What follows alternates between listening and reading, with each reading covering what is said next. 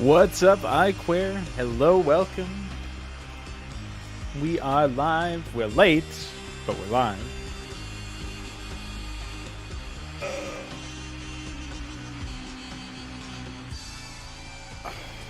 Did you make any progress with your stuff? You said that you had to ask Nave about the...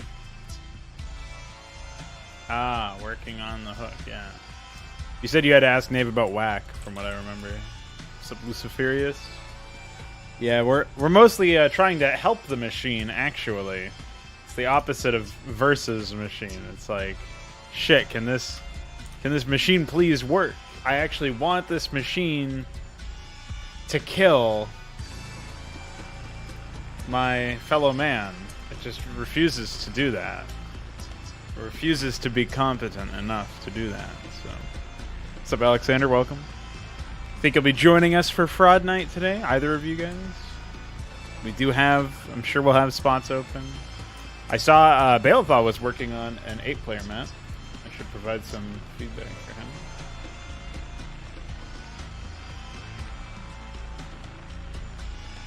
him. Oh boy. What a big map. Yeah, I think we'll be starting in around 3.5 hours. Maybe a little bit later. So, I saw Dawn was talking about potentially joining. So we'll see how the time works out for everybody. What's up, Connor? Welcome.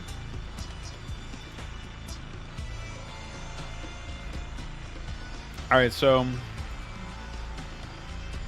I'm going to quickly, even though Balethal is not here, maybe it would be better for me to wait for Balethal to be here to do this.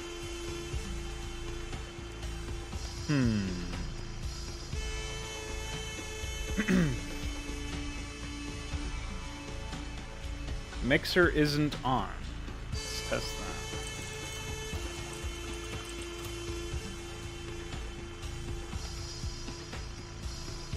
It says I'm connected, but it also says, yeah, look at that.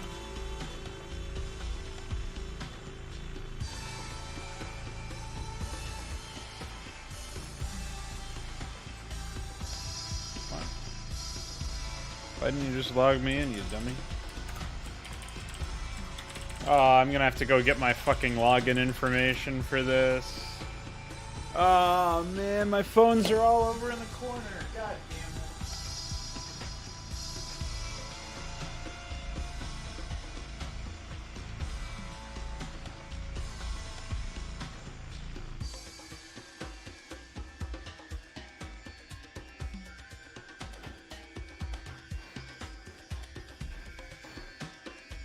Alright, I think I remember it. Hell yeah! Hell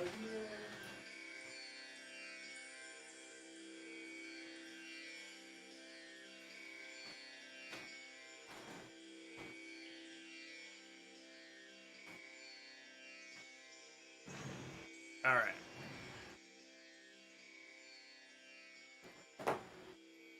So, it looks like Mixer's just not working for whatever reason. So I'll restart the stream. 1 sec.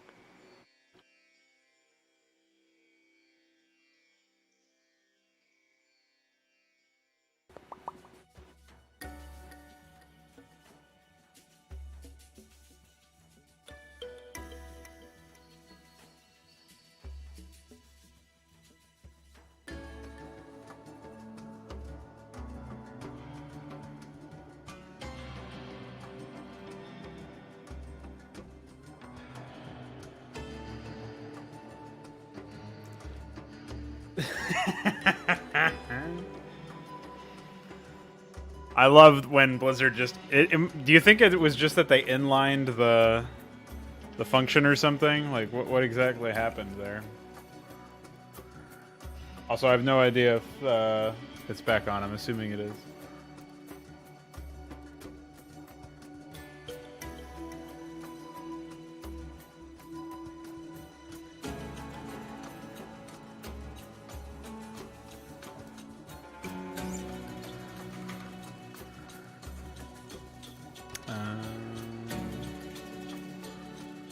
Oh. So Well, do you think then that maybe the function name is wrong and this is actually used for, like, it makes sense for them to put that kind of shit there? Just spitballing ideas here. I don't really know what it might be, but... Okay, so...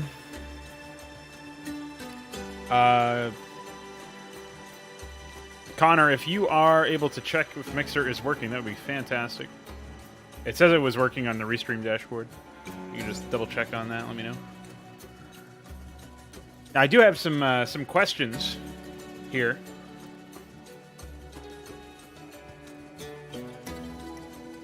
What I think I'm going to try to do today, we're not going to be able to get everything done the way that I want to, but I'm going to try to make the build order, basically, taken care of. I actually want to make a series of build orders for each personality, which is going to require a lot of additional, like, random jumps or whatever, but...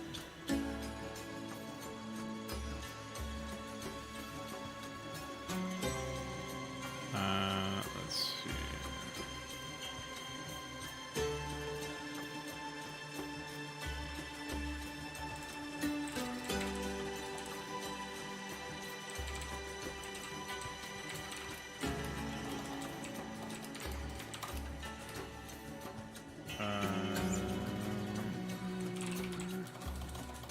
Go on power generator.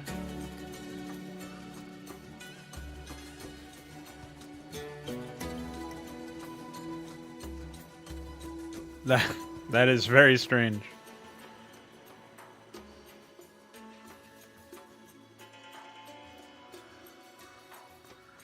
Yeah, but why would you have to assign SCVs for, or assigning military to bunkers that are being built by SCVs? Why would that be in the same function? Ah, shit. I can't believe you're still living off with no keyboard, man. That sucks.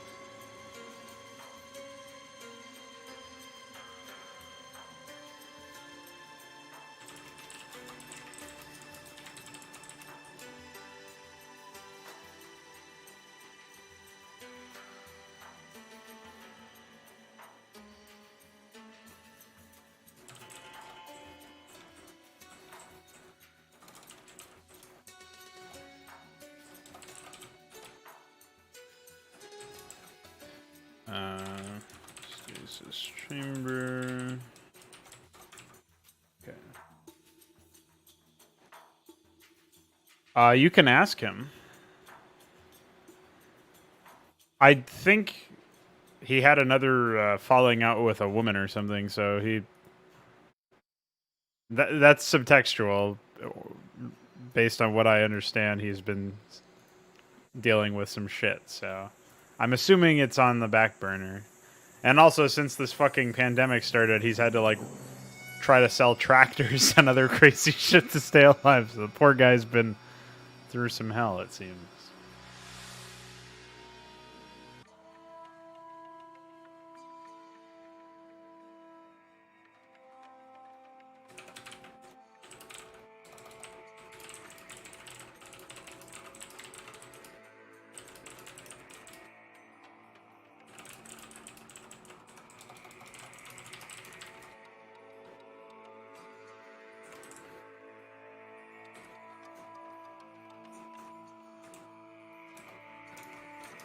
All right, so...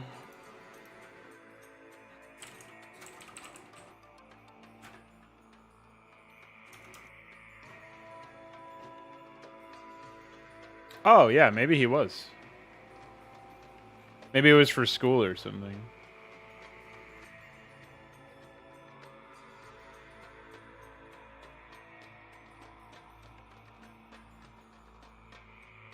Okay, so what I'm going to do right now is I'm going to hop on a blank... Well, it doesn't really have to be a blank map per se. I guess it might be more useful if it's not. But I want to hop into a map here that has roughly reasonable, like, consistent... Oh,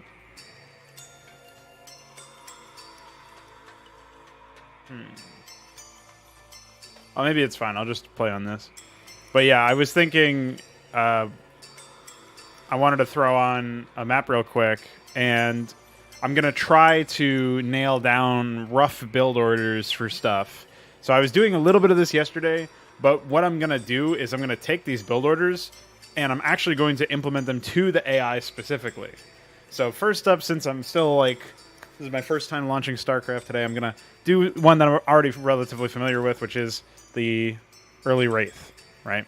Now again, this is assuming that you have 4 workers and 100 minerals starting. I will eventually be researching how to increase the number of starting workers in melee mode, as well as the starting resources. I don't know if that's feasible immediately, but... What's up, Patrick? So what we're going to do is we're going to just see how viable this strat is.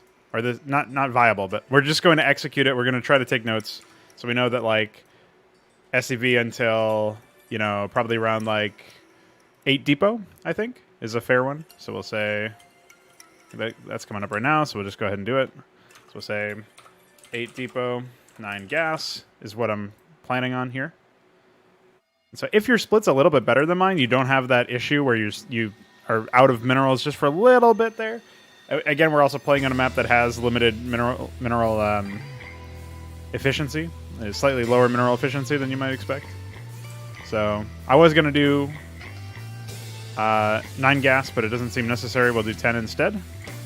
So that's how I'll perceive it. Again, the population levels are a little bit different because with the AI, you actually want them to do their build orders a little bit faster, or they're going to naturally do them a little bit faster based on the money that they have, because they have a slight increase in money per return than the players do.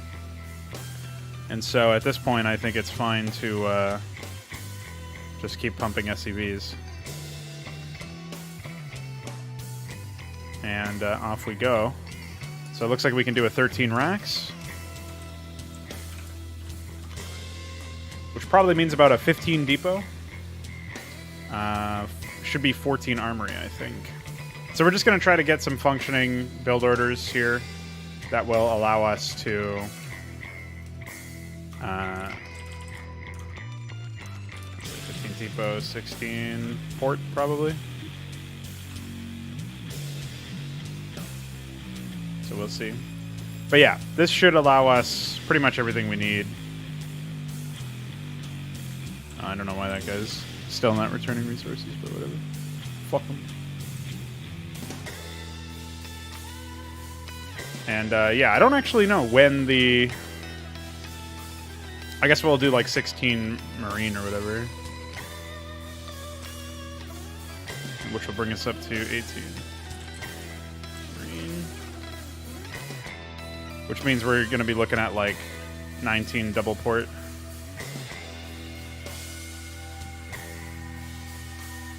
I guess we can withhold SCVs for the second starport.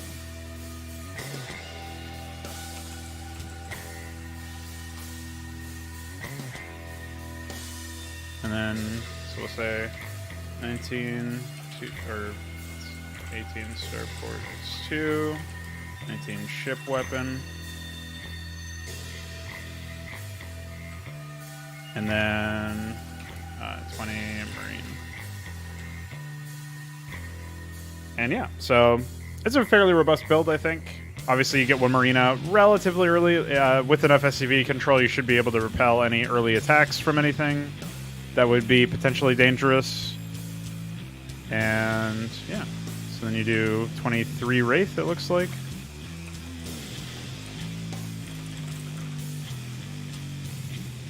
And control tower on second port.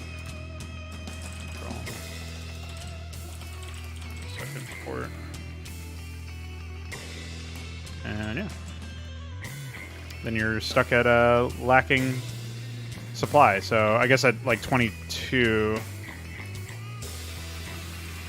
it would be like 23 depot ideally, because we had extra money that we weren't spending, so it would be fine to do that.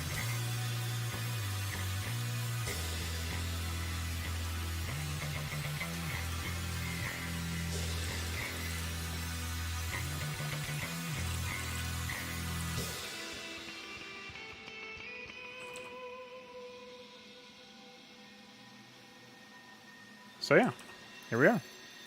So I think that's a good strong build, and at this point we could like expand behind the first attack or something like that. Or we could wait for the cloak timing, right? Really just depends on what we want to accomplish with this. So yeah, maybe that would work out.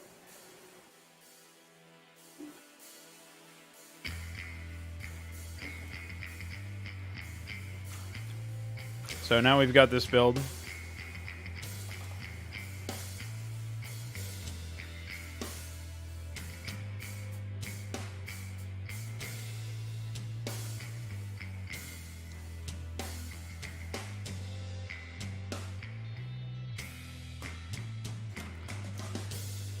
But that will get you to a strong starting position anyway. So. Oh, what's up, Connor? Mixer should be on, by the way.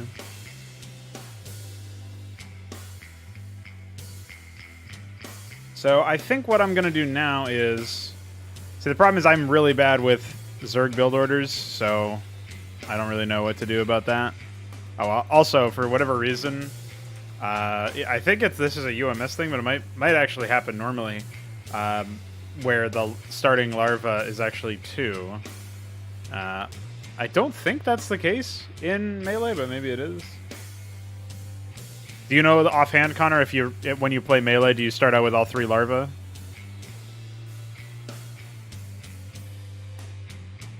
You're meant to start off with 3, okay. So we're going to have to change that somehow, which is probably going to be annoyingly complicated. So I think for this build that I'm going to go for, I think we would do like 9 pool, 8 gas into 8 overlord. And once we have that going for us, we should be able to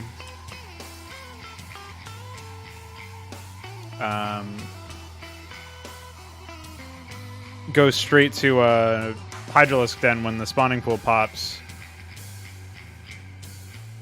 Is what I'm thinking. But I'm very, very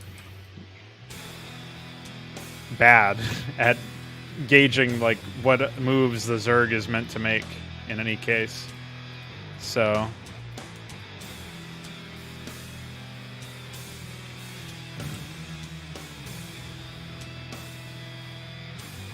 but I think the idea here is you get a fast Hydra Den. Because what I actually want out of this build is basically fast lurkers. Like one hatch lurker, basically. Which is obviously pretty intense. So. Although this could also work as a fast hive. I could immediately, or fast lair, I guess. I could have immediately gone for a fast lair there.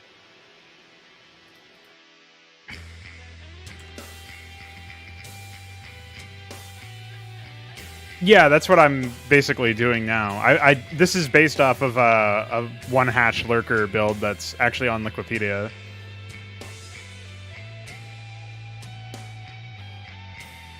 So then we would do this. But at some point, I think you're supposed to build Zerglings in the early game just to stabilize.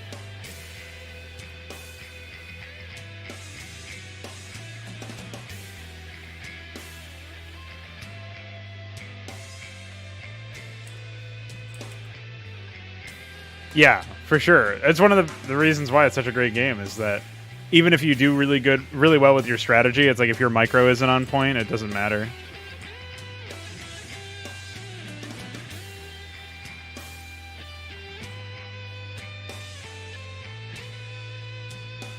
It's pretty fast Hydras though, so still pretty useful there, I think.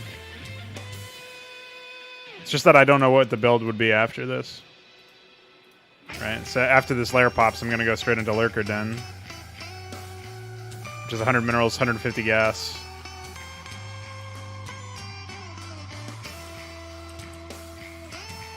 And then after that, I can sort of bank gas a little bit. Just getting some Hydras now and then.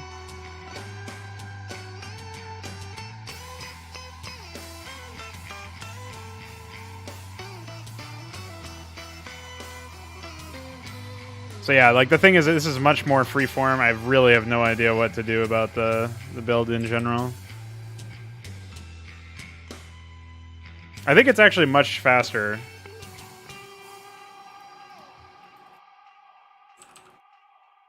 But it doesn't matter that much because you're still very, very pricey to get lurkers.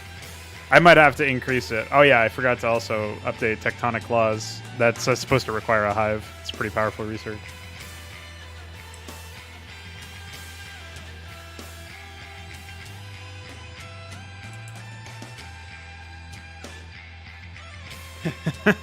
Don't say that.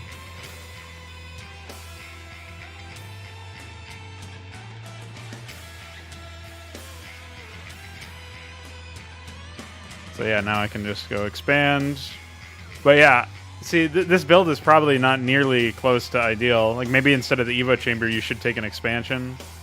Maybe you should delay the Hydra den and get the lurker, or get lair first and then get the Hydra den. And also be getting like Zerglings in the early game to help peel off any early aggression.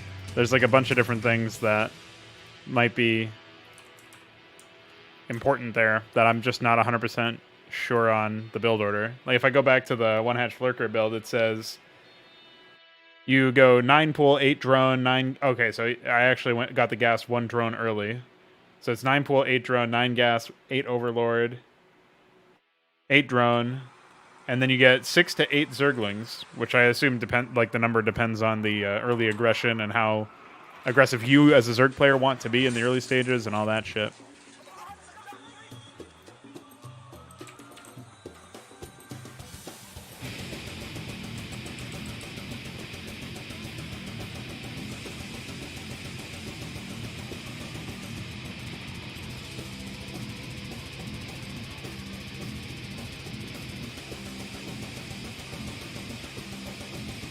Right, yeah, to buy time.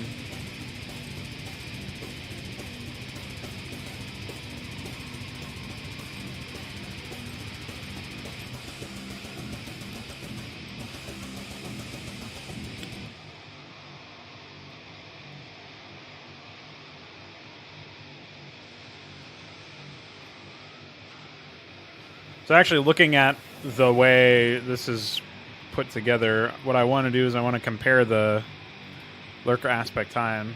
75 seconds is pretty pricey for the lurker aspect time there. So I think if I were going to make it that anywhere close to that level of time, like maybe it's okay. Like maybe it's okay for lurkers to take more time than basilisks and keep basilisks as a more accessible option because basilisks don't have the same AoE potential.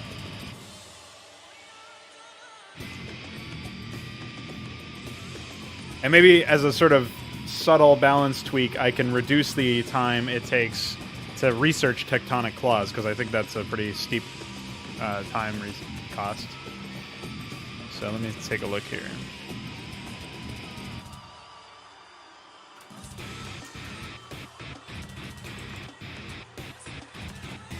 It's a pretty steep change. And then I guess we can compare that to the Basilisk Den, which is 153. We can increase the time of that slightly. It's still cheaper in terms of resources. Advantage of Basilisks. They're much more flexible units because they don't have to burrow in order to guarantee DPS. You can sink more resources into upgrading them to provide a variety of different benefits. Obviously, the burrow spreading creep thing is unique to them, and so there's a little bit more utility to them, and there's more of a ceiling for where they can go in terms of straightforward damage. But the problem is they do not offer the same degree of crowd control and as lurkers do. You can still wreak havoc on a mineral line with them, and in fact, you don't even need to put them in the harm's way the same way you have to with lurkers most of the time because of their range.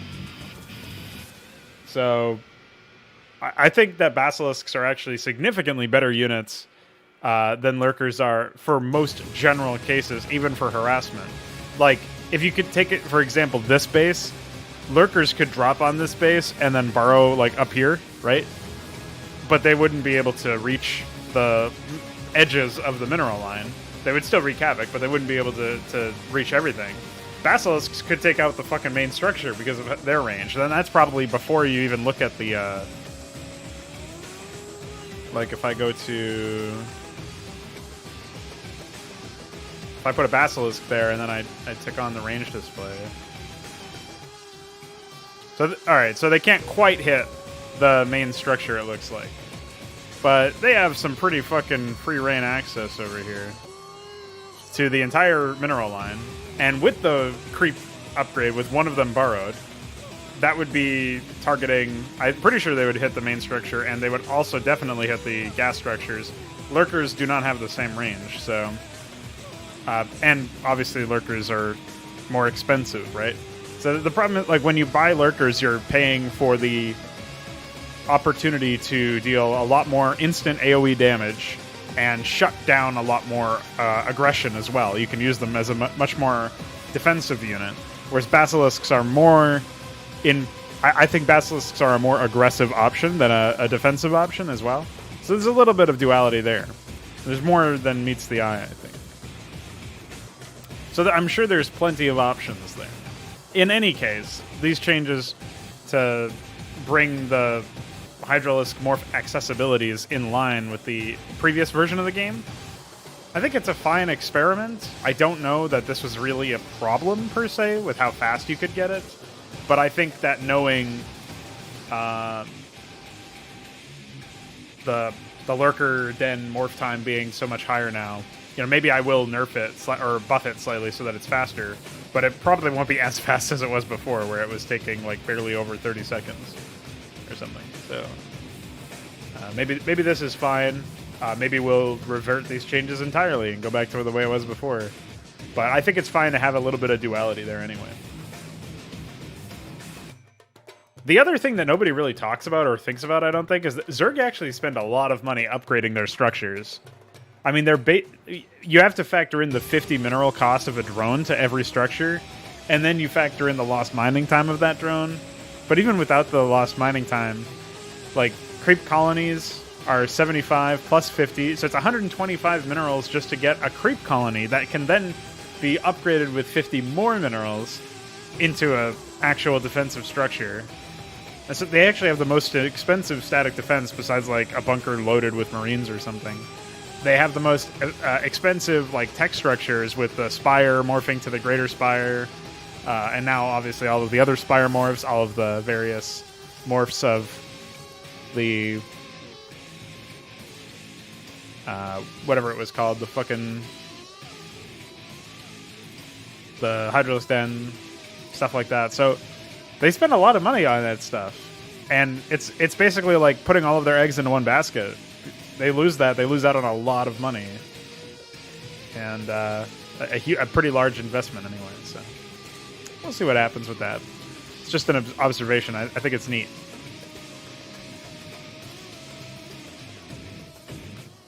So it looks like, anyway,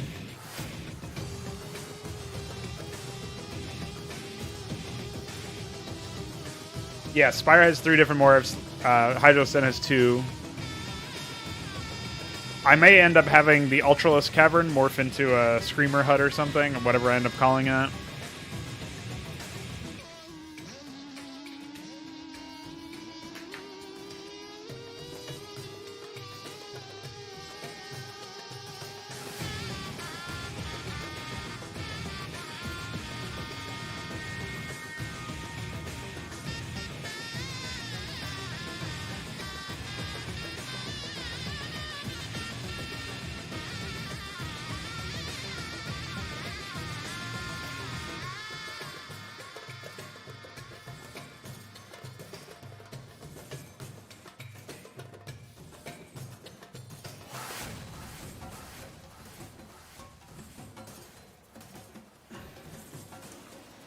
Alright, anyway.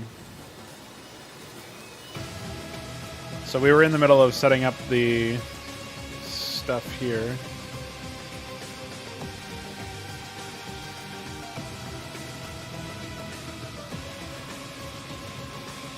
I'm also making the build order selection based on deaths in case somebody wants a specific AI's specific build order. So we'll see how that works out anyway.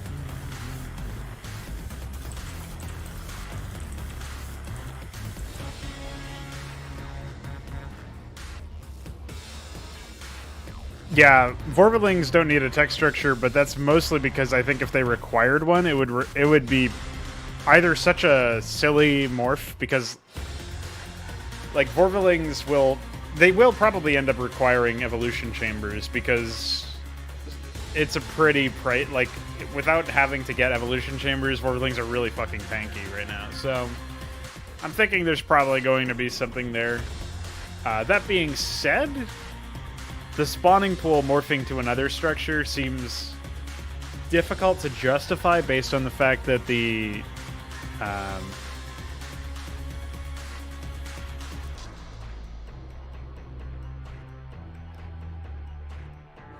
well, it seems difficult to justify to me because of the fact that there's such a upfront cost of the spawning pool. So that if I were to add a morph for the spawning pool that would unlock Vorvelings, that would have to be factored into the base cost of the Vorveling, which I think is already pretty cheap. Like, we look at the Uraj, right? Yeah, I can't make that cheaper besides removing the gas cost, or maybe removing the mineral cost, which might be interesting, I guess. But like, it would be silly to make it any cheaper than that. Maybe I could reduce the time that it takes to morph, but it's already pretty short. So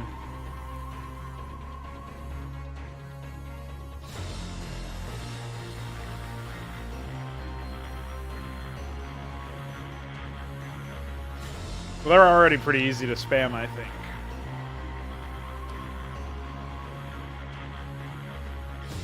Maybe it would end up being fine anyway. Maybe a morph to the spawning pool that would allow... it would be like the Vorvel Pond or something, whatever the fuck I would call it. And it could be different in that sense. I don't know. Maybe that would be fine. And maybe it would just be like a 50 mineral, 50 gas morph, or a 50 mineral, 100 gas morph, or 75 gas morph or something. The idea that it's not really that expensive. I would be okay with that, in theory. But that'll be something that I look to justify later on. Well, I won't look to justify it. I will see if the decision itself is justified based on the Vorveling. Like, I think maybe one thing that might incur is if I end up making it a morph, I would work in the cost of the adrenaline surge upgrade into that. So that would become researched by default. It would no longer require that the upgrade was researched. It would just be default behavior for the unit. Their speed boost when they move towards enemies. For a while, that was the case, and then I decided that was a little strong, so I made it a research.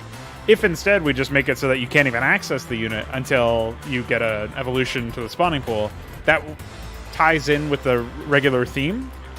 but also still works as a way to gate the efficacy of the unit, such that you can't just immediately have them at full strength.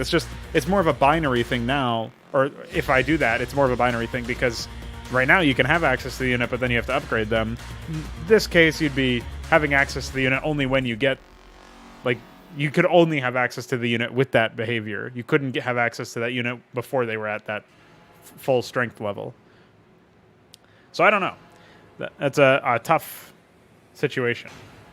And I think it's fine for Vorverlings to require only Evolution Chamber or only a morph that doesn't require a lair. Maybe the morph to the spawning pool might require an Evolution Chamber instead, if I were to do something like that. I'm fine with that because they are a tier 1 unit. Like, for me, they are a tier 1 unit. Maybe a tier 1.5 unit if you want to put a more finer gradation on it. But for me, it's like they're not a tier 2 or tier 3 unit. They don't benefit from Zergling. I don't think they benefit from Zergling attack speed, or if they do, it's not as much. Yeah, I don't see them as needing as much of a...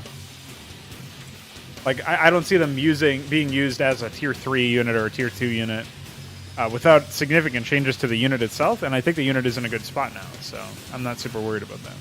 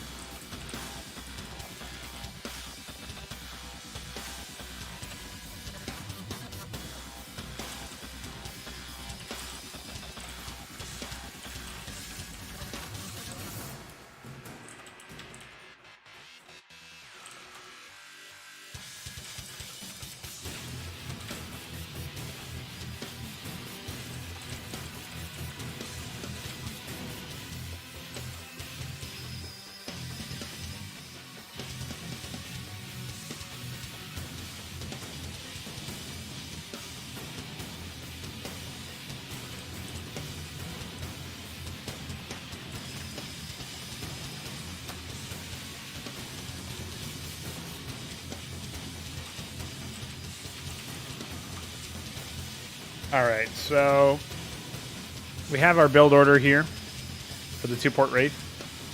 So we're going to say...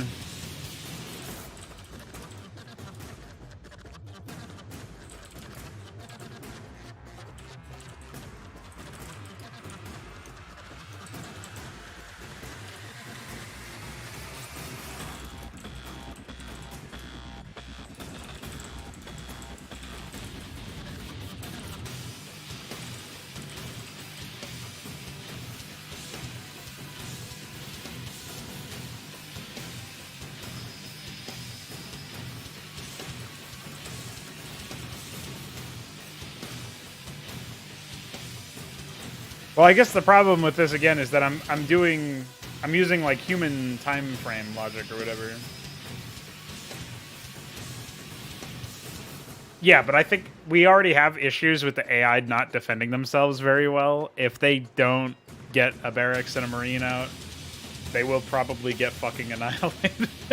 Like, remember that the Protoss, by the time that the Wraiths are even out or even in production, the Protoss probably has 4 Zealots in the guy's base. So, just saying, it's not going to be grand, you know?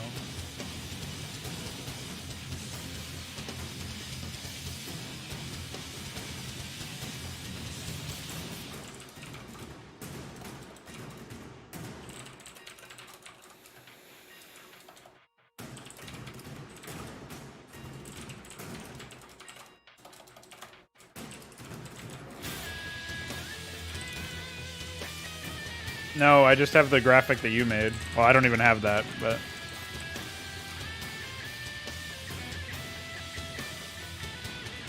But we don't have an entry for the warp relay. It's not implemented in the code base, so... Well, I guess we could replace the Bengalas.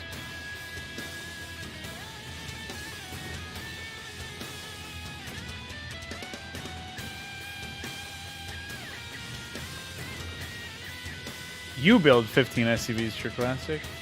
You actually.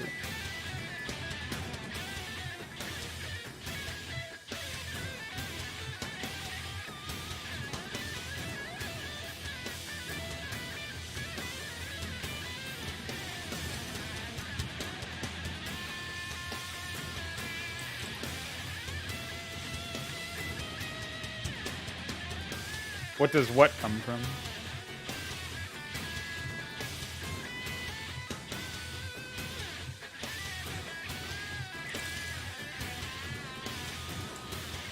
They were pretty useful in Full Toilet, but I don't even think, unless you made AI code for them.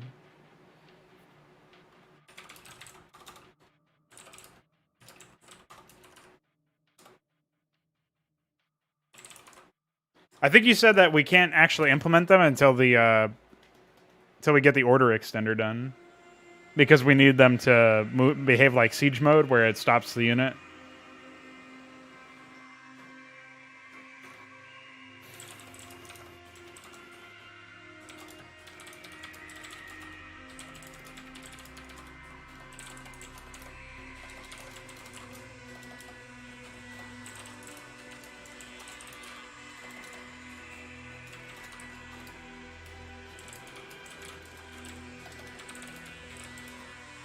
Yeah, I don't even remember what the Q command looks like.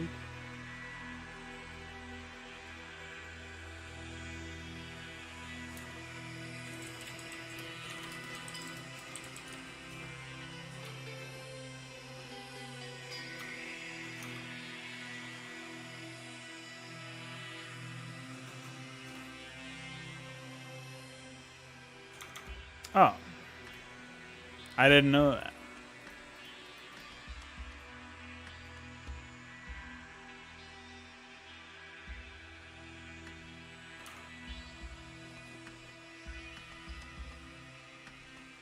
Well, right now we have way bigger fish to fry with the stacking bug and the AI attack move and the AI not mining gas bug and all the other stuff you're trying to fix.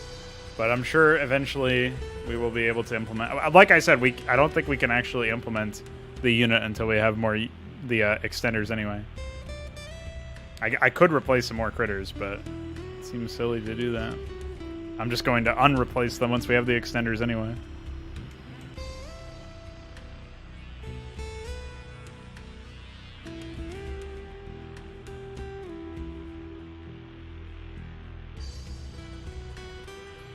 Yeah, that makes sense.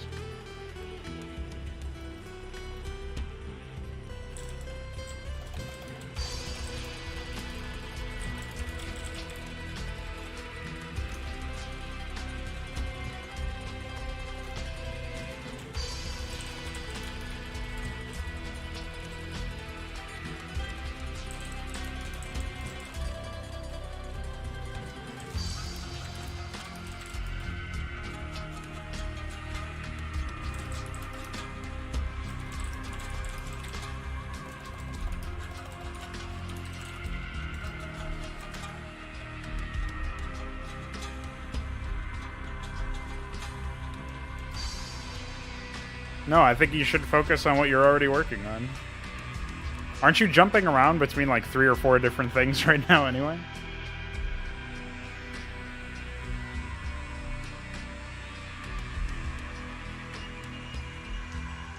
Ah, Connor, that's almost intelligent of them.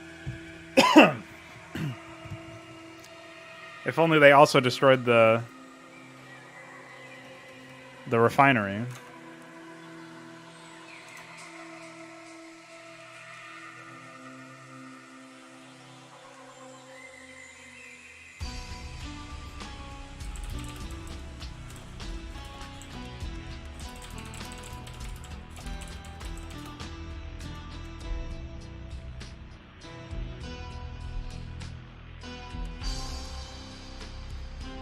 Oh, that's the build 15 SCVs Sure Classic was talking about.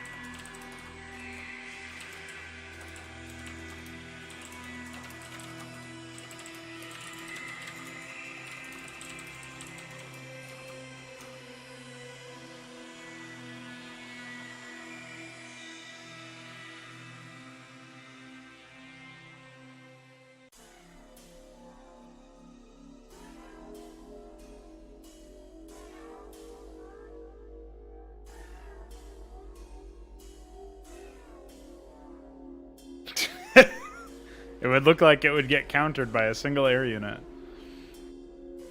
It would probably be very similar to this, except you would be gunning for 2 fast control towers, I guess. Or maybe you would just do 1 starport, do like Wyvern Marine or something like that.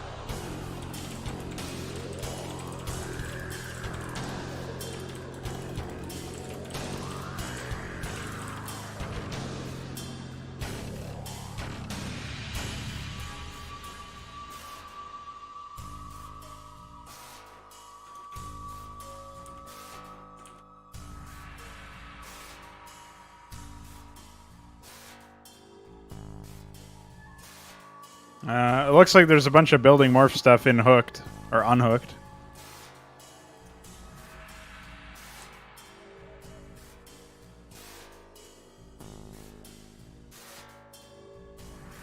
Oh, that stuff is also in here though, so...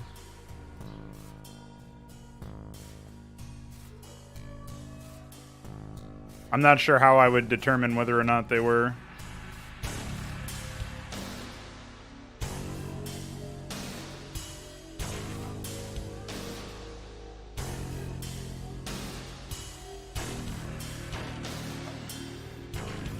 Corrected or not.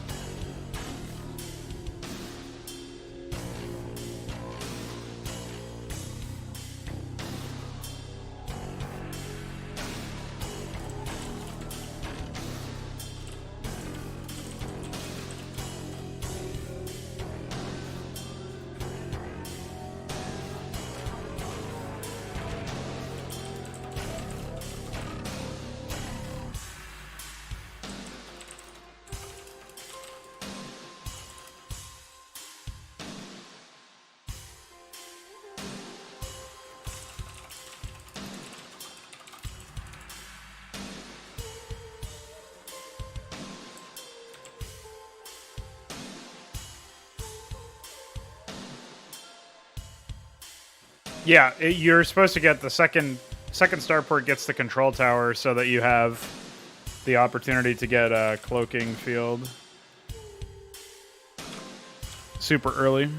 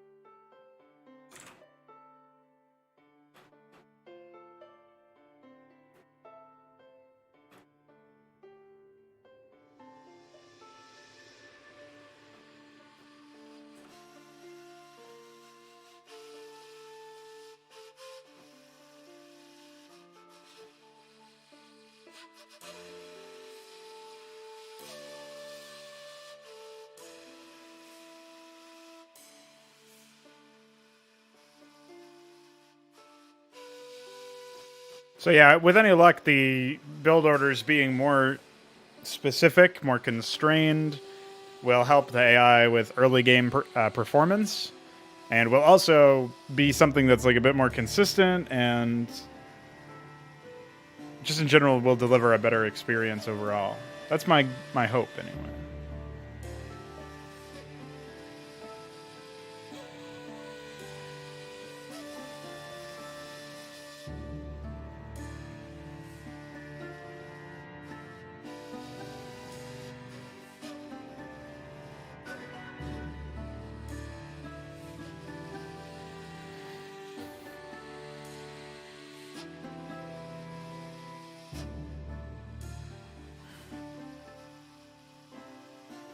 So this is the first build we have here.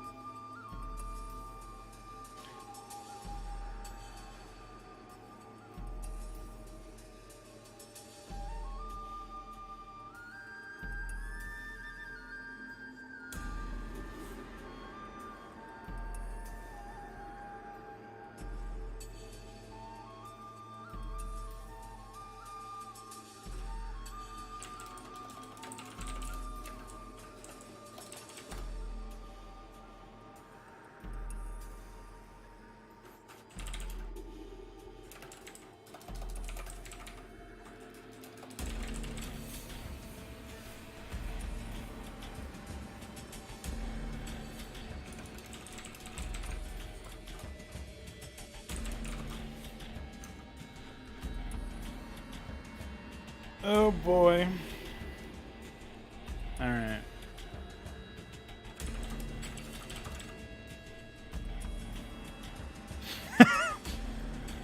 Now this is funny.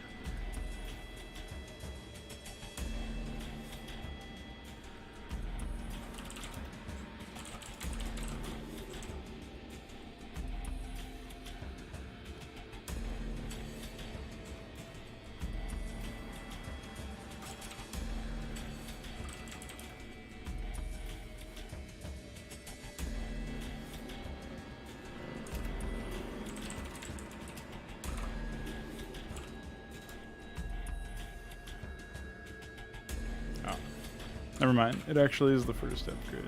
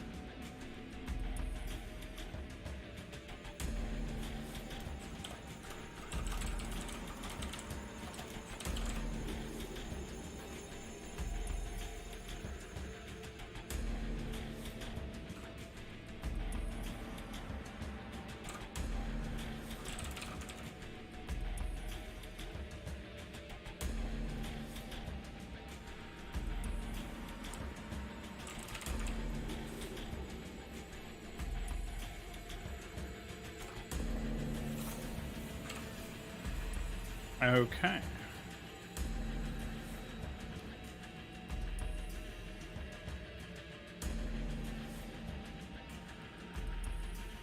So that should work.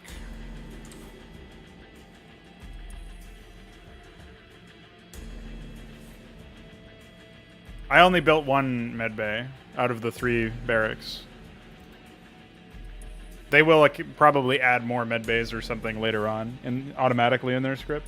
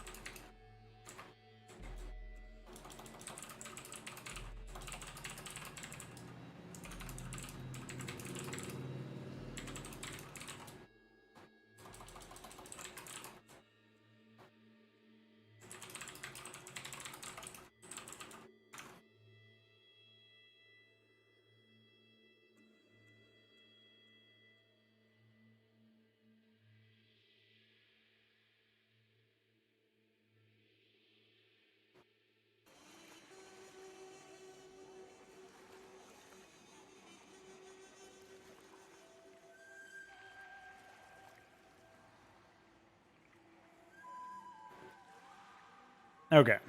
So we've done all that.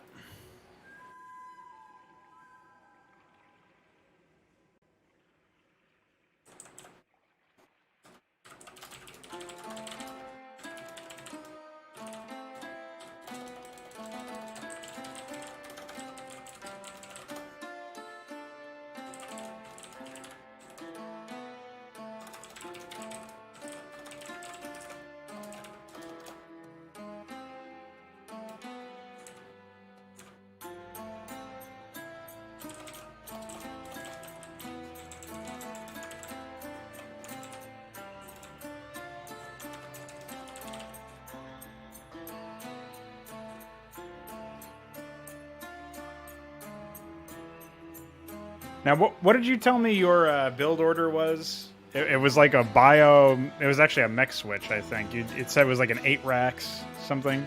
So I'll save that for the mech build.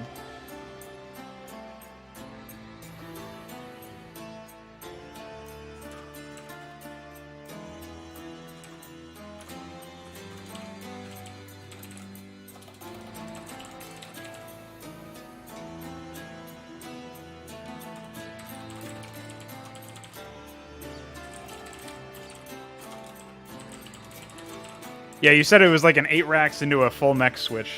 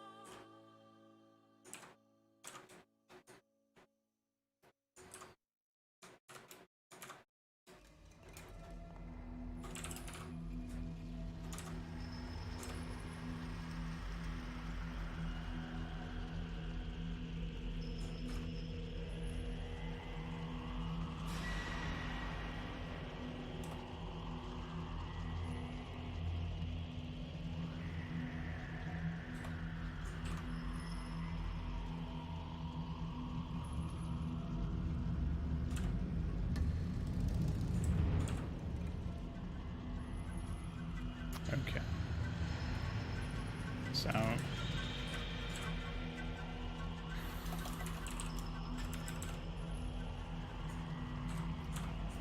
Oh, you said something like, can you make? You asked me if I could make the AI do an 8 racks into a mech switch, because that would be what your build was. This was like a couple days ago.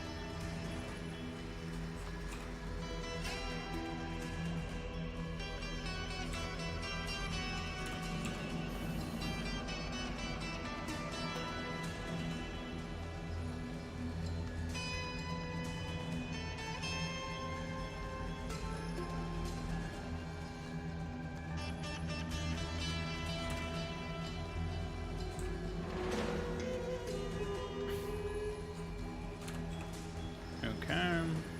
So we got all that down.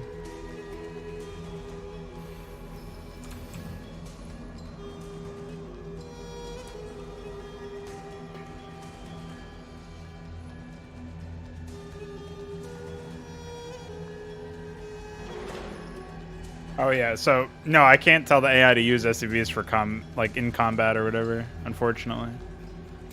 Or tell them to wall or anything. I can't tell them to wall anything.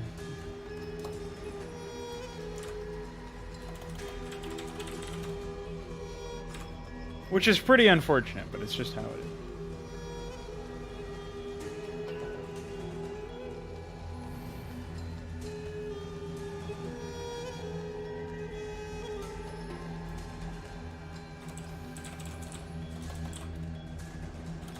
Yeah. None of that's permanent or anything.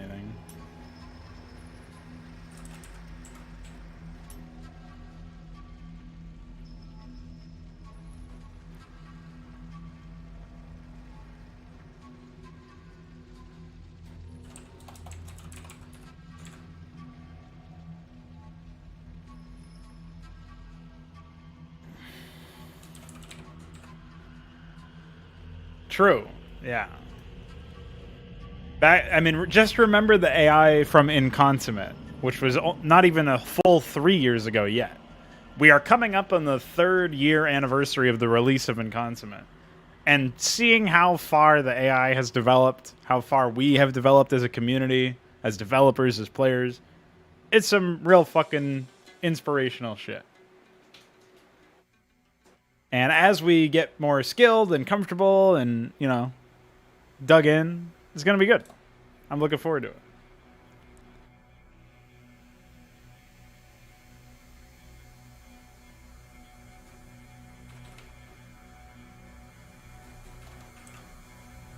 Yeah.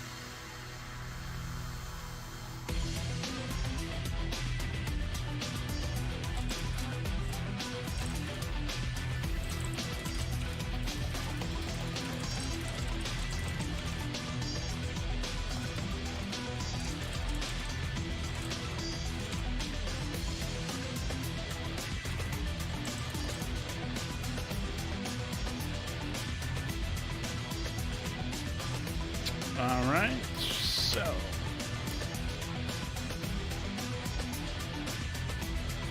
we got all that shit done.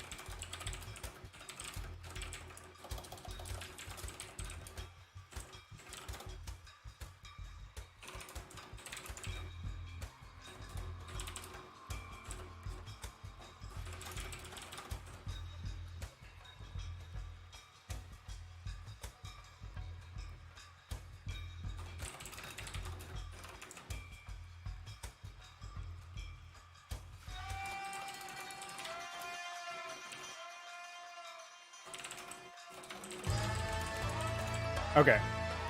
So this is like a nice little Nuke Rush AI, courtesy of Ultralisks. Nice, nice guy that guy is.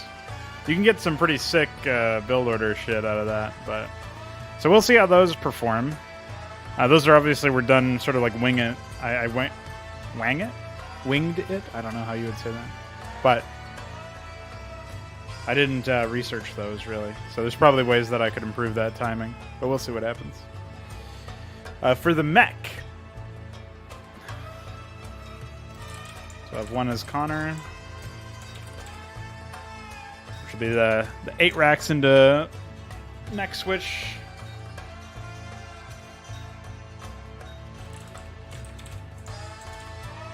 Guess we can have a tank wraith one.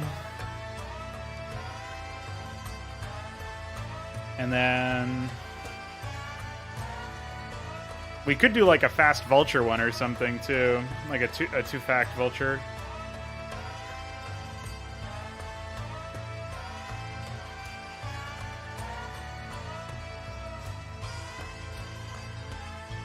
Vaults? Yes.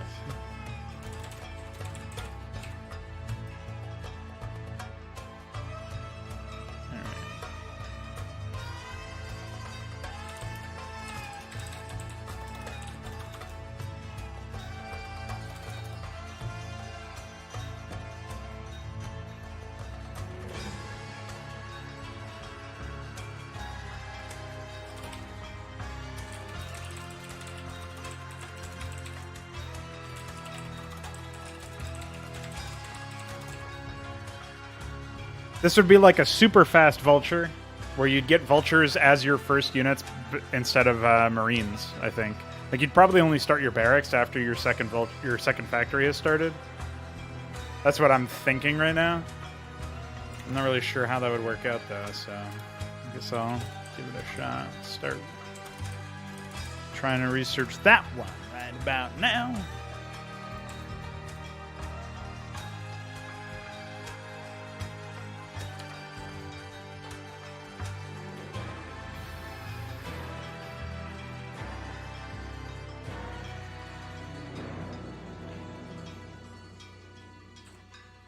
So I think generally the 8 depot is probably a fine depot timing.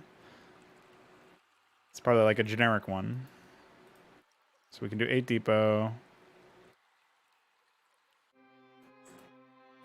Though, if this does improve AI performance, I shudder to think of how much improvement we're going to see out of the Protoss, which are already owning everybody. Like, are they going to get even fucking better? Like, what the hell?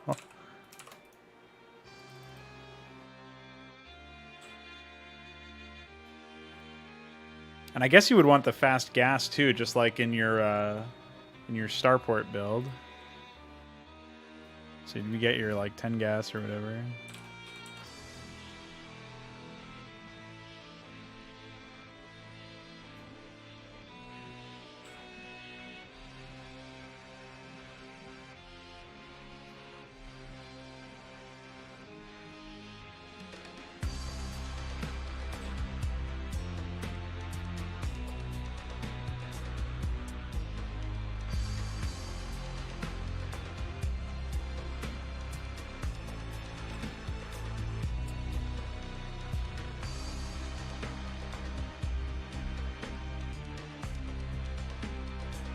I still feel like you're floating so much money that it doesn't really make sense to withhold all the minerals.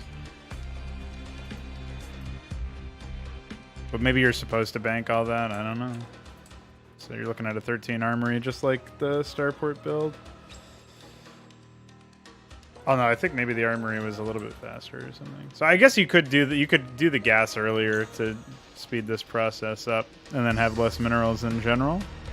But I don't know if it would be as efficient. Maybe this is like a double armory build. I'm thinking probably not, but it could be. It could end up being a double armory since you have so much gas.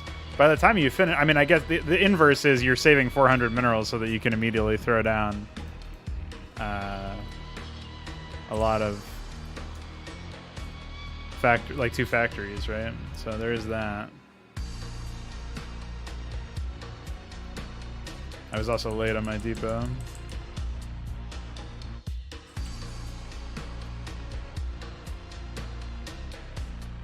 So now we would just keep doing this. I think with a slightly faster depot it might be fine, but we'll do weapon upgrades.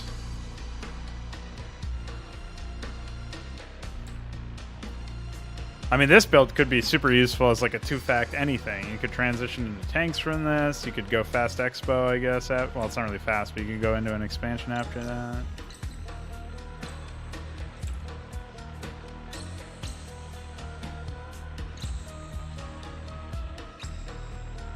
I feel like this would work. I feel like this would work out really well.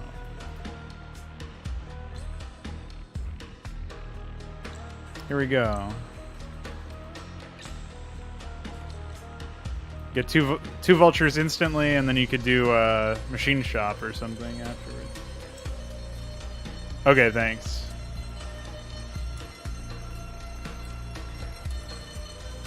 So obviously this gets blind countered by wraiths, but you could then, if you scout a wraith build, you know, obviously there's stuff you can do. But you've got two vultures out at less than 5 minutes in, with a machine shop and other shit that you can immediately go into. I'm not gonna bother like playing it out from here, but just to see where the relative strength of the enemies will be here. Like, now I can just sit here and fuck up the the Zerg's defenses with this fast 2-volt. Yeah, I don't know, man. That's pretty powerful, I feel like, you know? You could definitely see some good shit.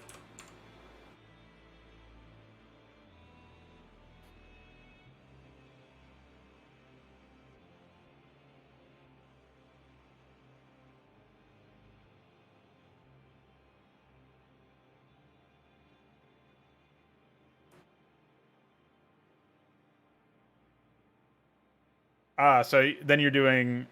Oh, wow. So you're not actually getting gas until way super late, like after your first expansion has already started. Interesting. And then depending on how hard you want to switch into mech afterwards, you would, at that point, you would say, okay, let's switch into gas or whatever. Okay. Like you could do it second gas from your expo. Interesting. Alright, so since we know that the early stages of this are the same thing as the 2-port Wraith, except we completely cut out the barracks, right? So it's actually more similar to the Dawn build here.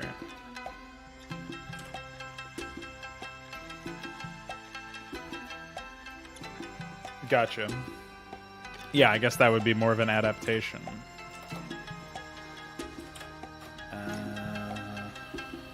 Okay.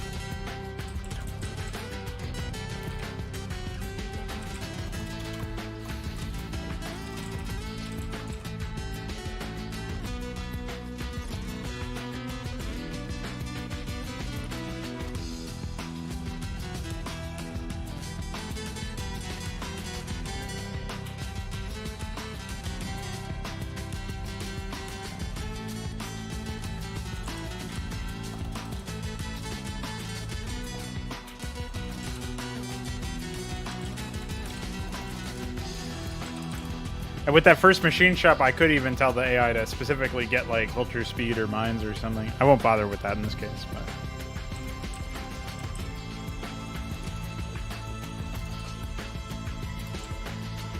Fast +1 vehicle weapon though, I really like that. I think that'll work out really well.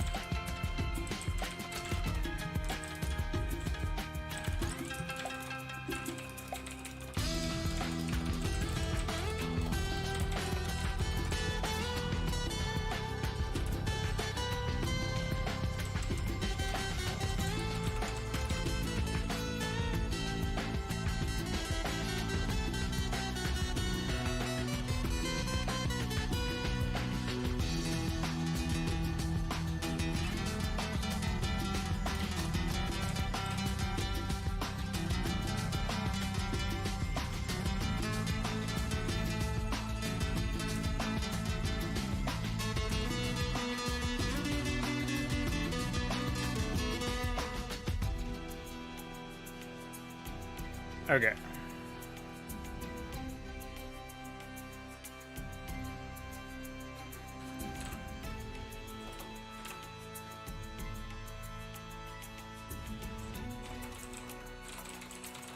All right, so now that's all that's left is to do Connors here.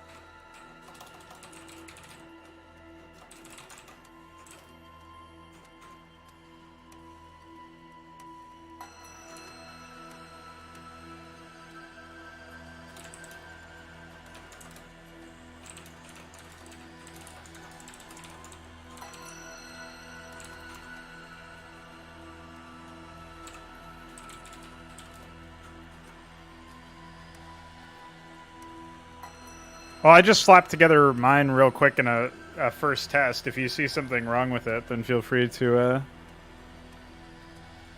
put it together. You can post yours and I can compare it to mine and see if there's anything significantly different, but they basically don't bother expanding until their machine shop starts. And barracks, I guess, too.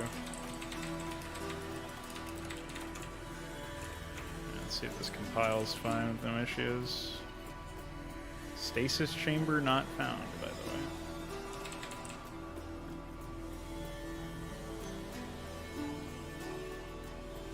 Oh, that's because of its stasis cell.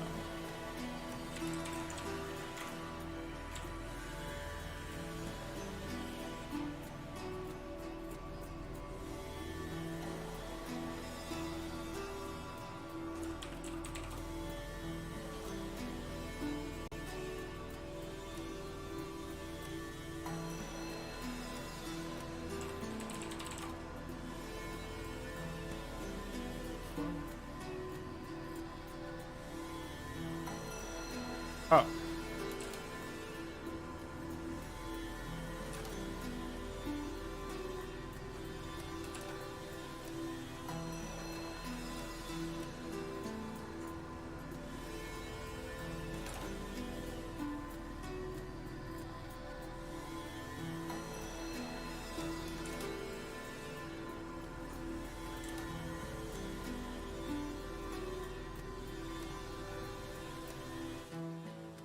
Oh, I see. The blank is not supposed to be there. I don't know why I thought that was the case. I must have been reading multiple lines at once and thinking that they were all the same.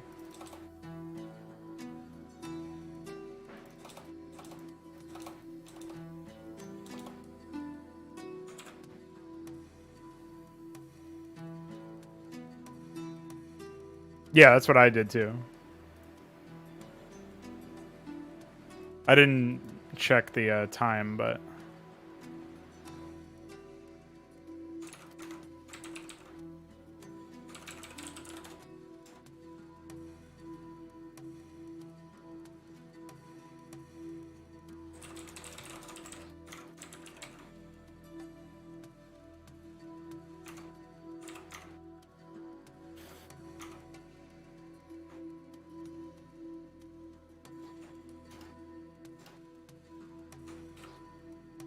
Thanks.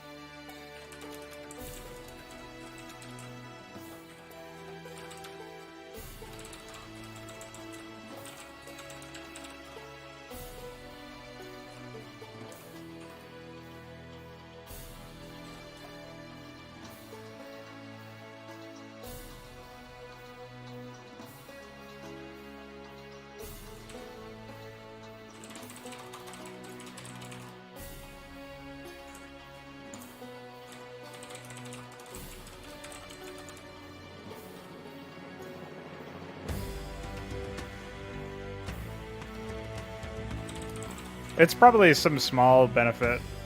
I've seen a lot of cases where the workers are just doing nothing or whatever. But I feel like if I'm very imprecise, so if I bother trying to do it, it just does nothing.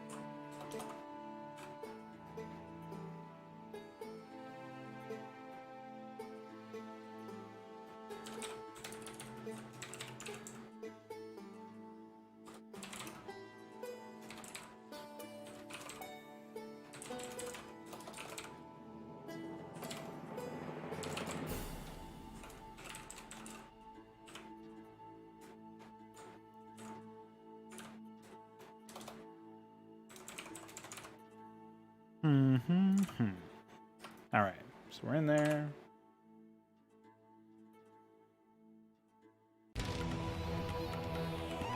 I think I only got... I think that's what I did, actually. I think I got... Well, maybe I only specifically told them to get one of each production structure. And then, but the mech personality always prefers factories anyway after that. So I suppose I could delay the barracks more for a second factory, but I didn't tell them to get 2 starports.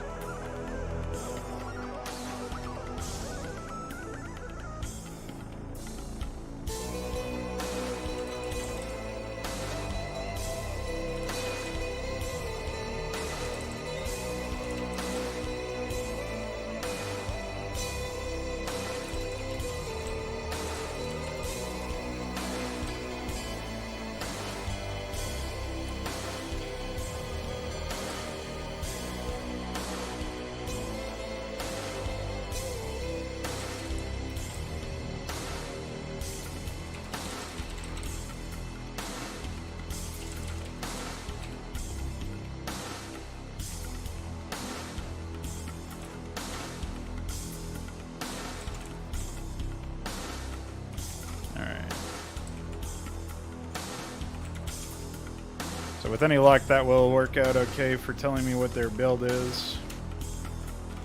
Pretty sure the debug messages or whatever will be out of order, but it's fine. Should still tell me what we got here.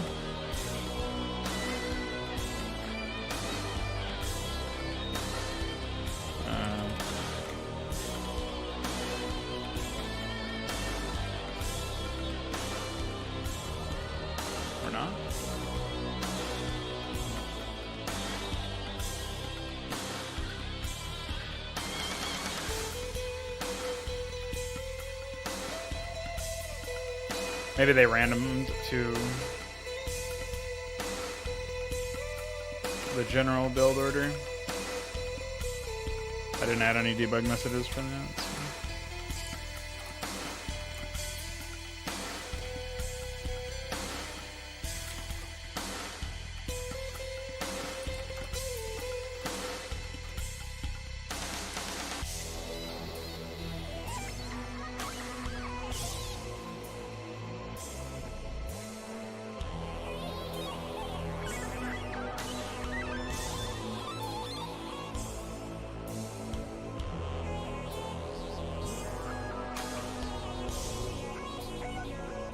No, for whatever reason, those debug messages don't print. Well, I guess the blocks are never reached, but I don't know why that would be the case.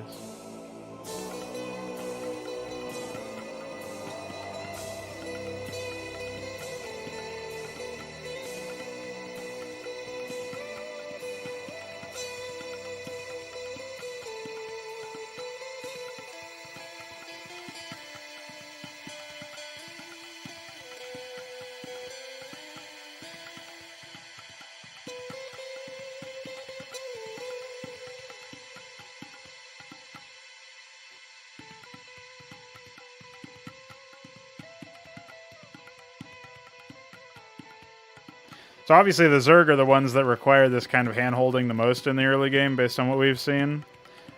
But presumably the Terrans will be easier for me to spot as far as any improvements are concerned.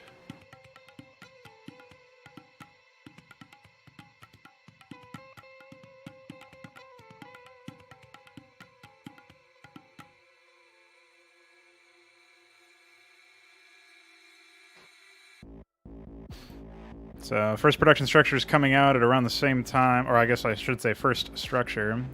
These guys went gas first, then barracks.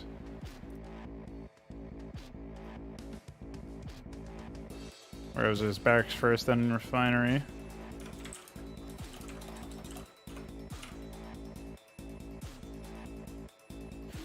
Alright, hold on. I can't restart a multiplayer game.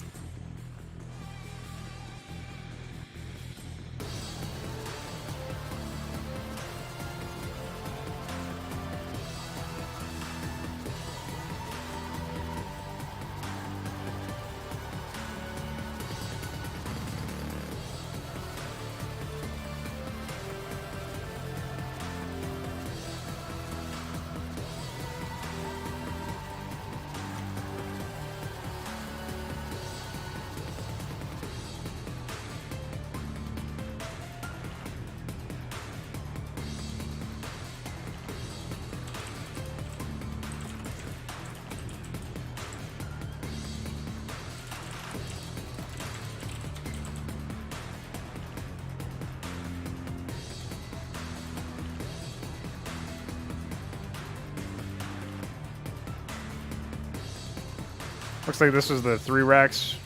Oh, we have a nuke. Oh, yeah, these guys got the nuke personality. Okay. I'm not sure what personality this one is.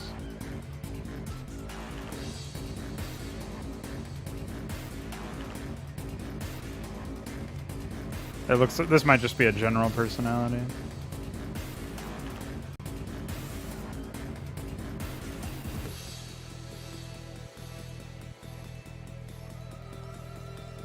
There's the nuke silo, second covert ops.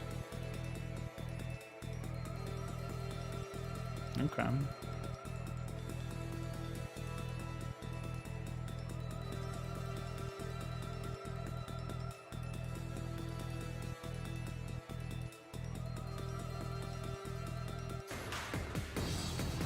Oh no.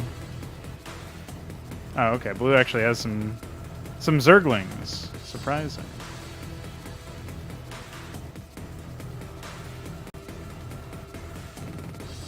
So you should be able to fend off this attack then. Epic. Very epic. Didn't even really touch much about them. But... Man, imagine having 2 AI go for fast nukes. Shit in your britches, mate.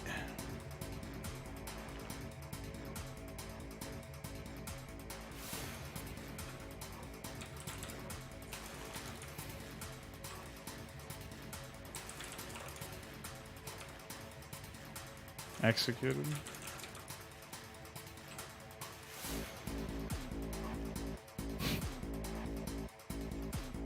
Uh-oh. I only see infantry on this map, besides purple. Oh, there's wraiths too. Ghosts hard counter wraiths. See ya, nerd. Ahmeds! This one man and his 2 Ahmed angels. And they're not helping him, he's dead. See ya, nerd.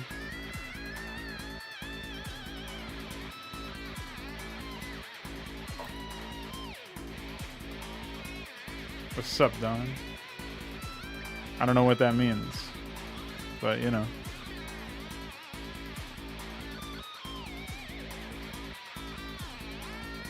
I don't remember his personality. He doesn't seem to have that many text structures, though. He might be like a swarm AI.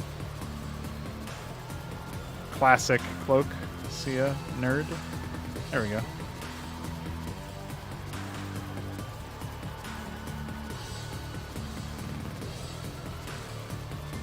Devastation, man. Devastation. Look at this. Early strike. Bye. Oof.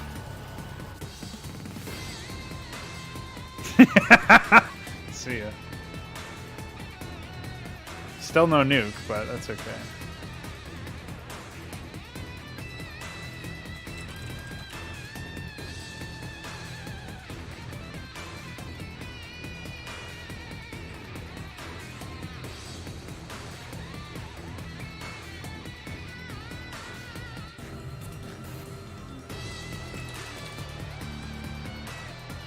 Trying to help you out, man.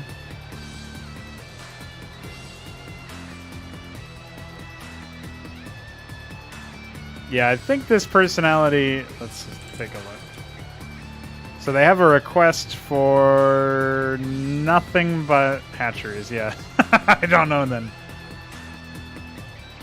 No idea. It seems blue is the same way. So I don't know what's stopping them from getting higher tech requests. Maybe they just don't have the money or something. Once I stabilize their build orders, though, I expect them to behave to similar degrees of strength as the orange opener AI here. Good old nuker.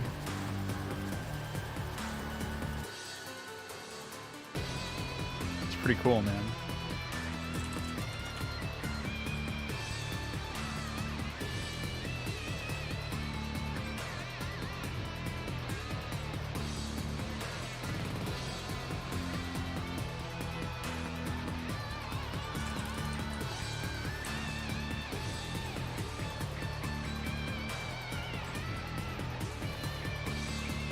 you go. I helped you guys out. You're welcome.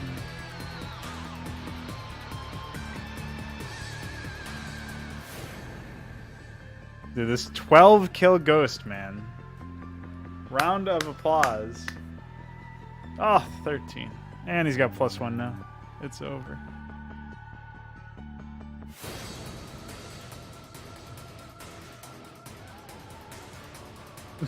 Something happened over here. Hold on. Hi. Yeah. Bye.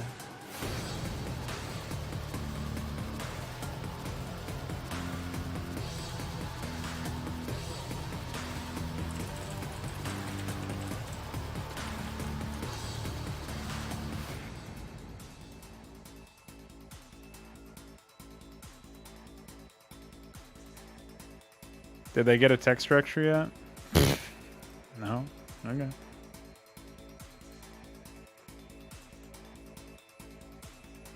I have no idea what build this is. Apparently they went for some... I don't know. I think they have Vorveling speed or something. They're getting something from the evolution chamber, but there's nothing extended that... So anytime you see Terran infantry armor for an AI that is not Terran, it's an extended upgrade, right? Which makes me think that they're getting an extended upgrade from the evolution chamber. I don't know what the fuck they're getting over here. But besides a lot of drones for no reason. Spin. Oh, wow. Somewhat competent building placement there. Well, you know, easy come, easy go.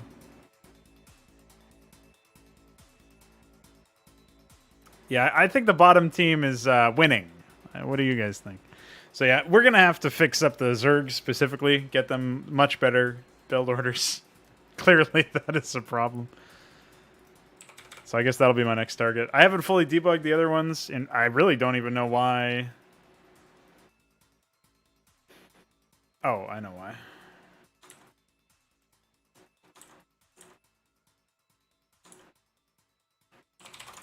That would be why that I didn't get the debug message there, so fix that. Nice.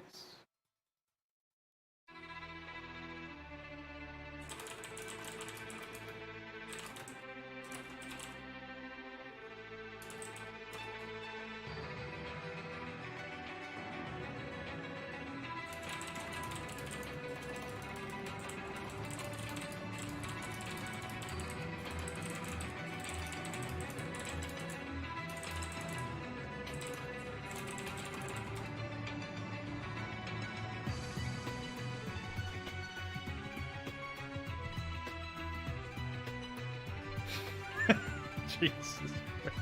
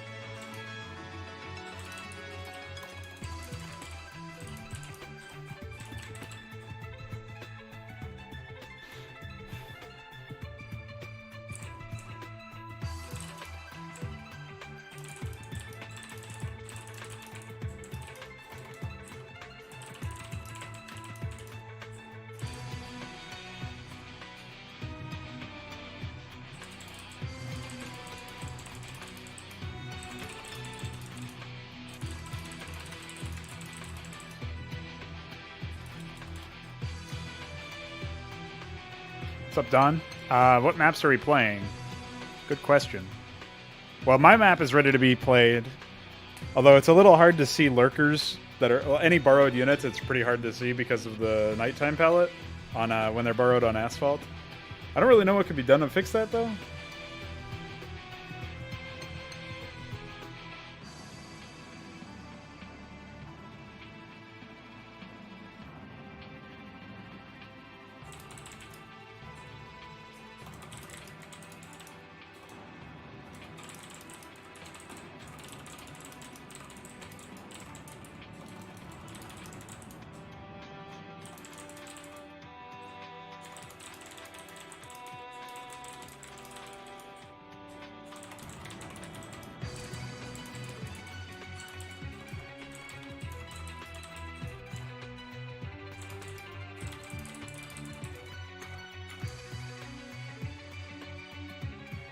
I think Balethal had a map that he was working on, large map, for 2v2v2v2, which could be interesting. I don't know if he's still working on it or what. He hasn't popped in yet. So there you go. All right, so Connor, if you can do me a favor and compile or test out or whatever some builds that you think would be useful for Zerg, that would be super helpful. I'm going to do the same thing. Try to take the example of the existing builds for Brood War and then like adapt them to the basic idea for that.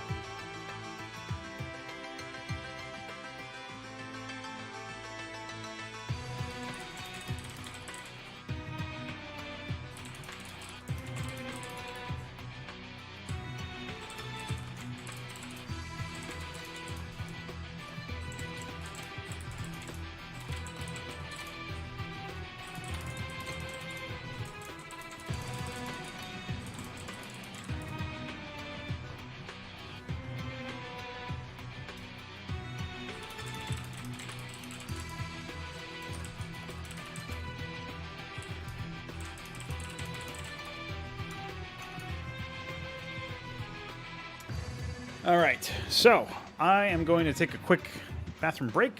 Back in like 5-10 minutes, something like that. I'm going to get some water and all that other junk. So when I get back, I'll be working with the Zerg build orders, and if we have time before Fraud Night, we'll do the Protoss build orders. See ya. Oh wait, fuck, wrong one. God damn it. I only meant to do this. All right, bye.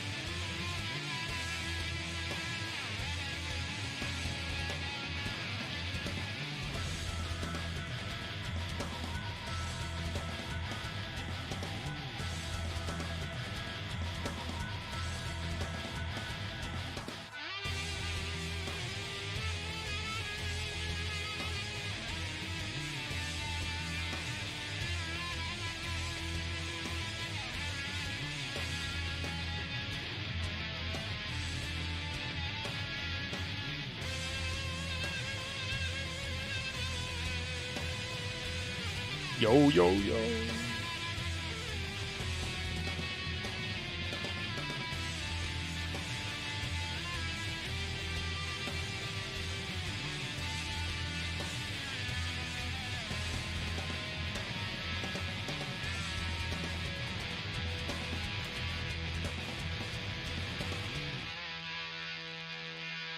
Okay, so I thought to myself over here while I was using the bathroom there, where my best thoughts, my finest thoughts occurred to me, that I should probably do some build orders for the general personality that kind of like don't fit with any other strict personality.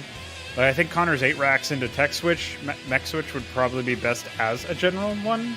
Because it's not really a mech, it's not really a bio, because it does both, right? So that could be a general one. I think we could do a general one that's like a 10-10-10, where you get like barracks, command center, that sort of thing. But yeah, not sure where that would come in, really.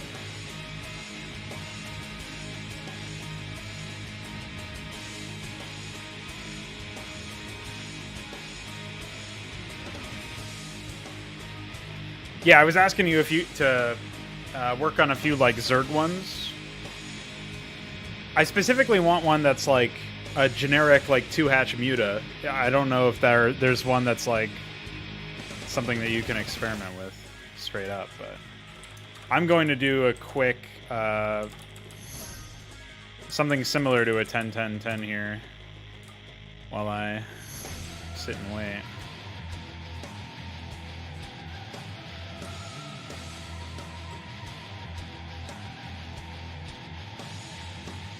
But yeah, I was also thinking that I should refactor the code for randomizing the build order. Oh, okay. Yeah, no problem. Yeah, I was just wondering if you could take a look at like some Zerg ones or whatever.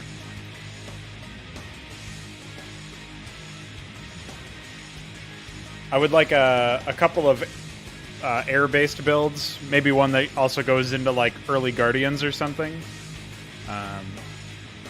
As well as, like, I basically need a variety of all sorts of different kinds.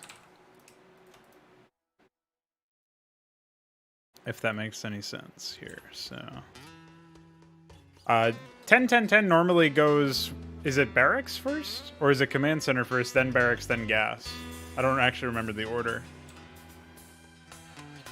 And do you then just sack the, you probably don't even get the depot if you're going 10-10-10, do you? Oh, I thought there was a command center involved at some point.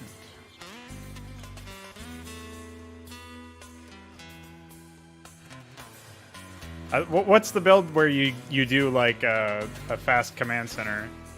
Is there a build where you go command center before barracks? I don't think so, right? Just because you need the barracks? 12 CC, okay. Alright, let's do that then.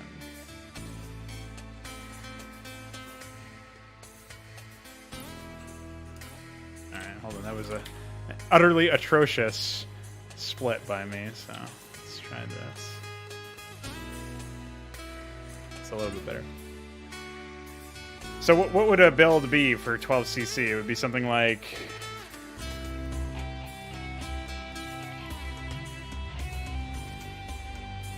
Eight depot... 10 racks? 12cc? Or what exactly is that? Is it just 8 depot, 12cc, then racks? I should just look this stuff up, I guess.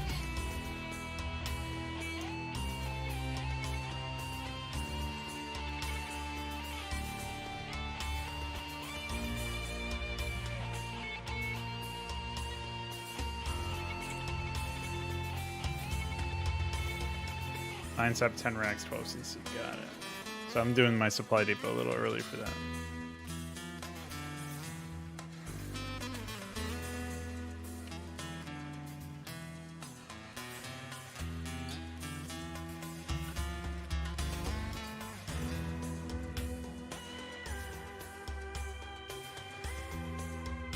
In this case, it would be like a general personality, so I guess it would probably do mech after that, because that's more likely to be useful.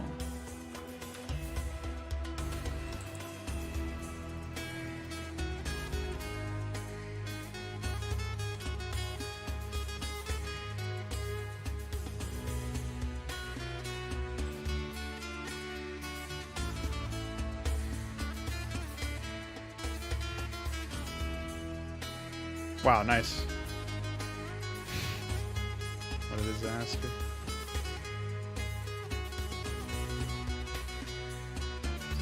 So this is a little bit late. 13 cc.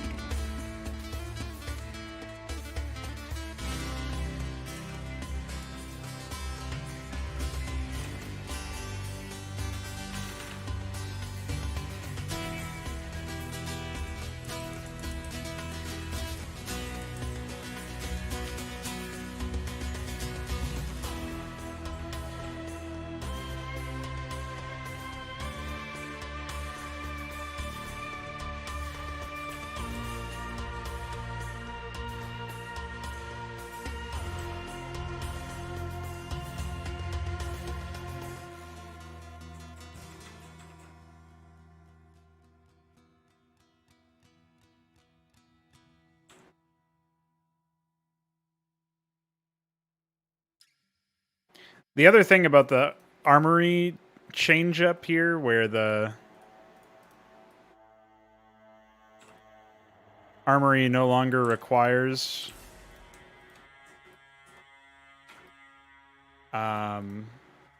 like the armory is obviously a different requirement now at a different place in the tech tree. The other aspect to that I didn't really consider until now is that you can actually do a really fast Goliath rush, honestly, which is pretty epic.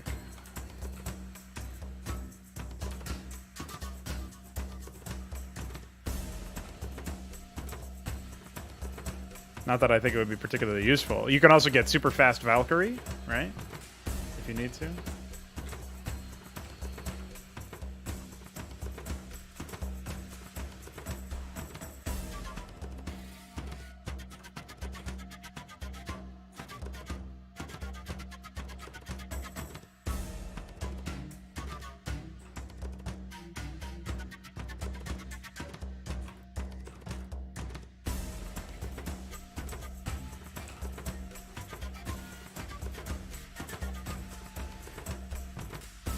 Right, yeah. Well, it doesn't surprise me. I mean, must be ingrained in your head pretty hard at this point that you're looking for certain timings that only make sense in the original game, so it makes perfect sense to me.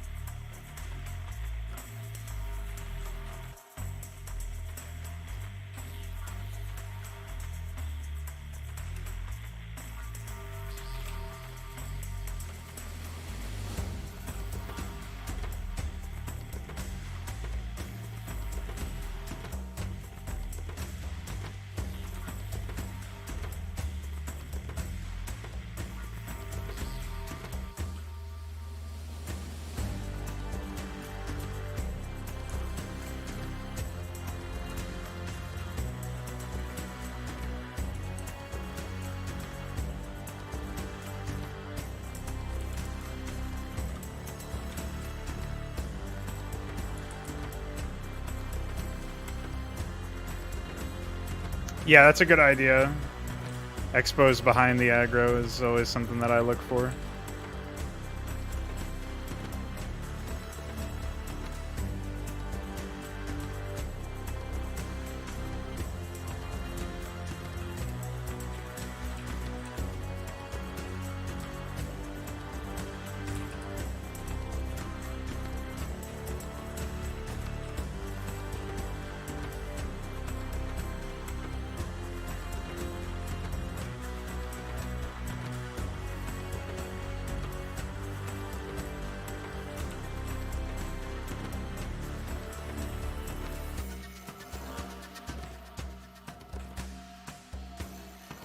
What's up, Mutas doesn't? Hell yeah.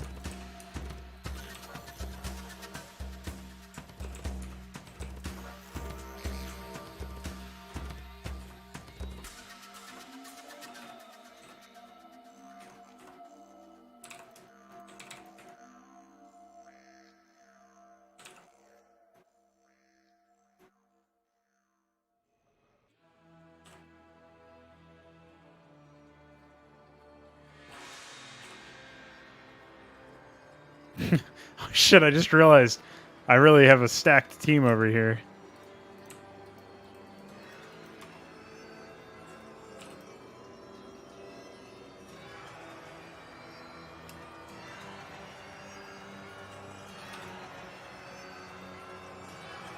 Fucking me and goddamn millions of Protoss.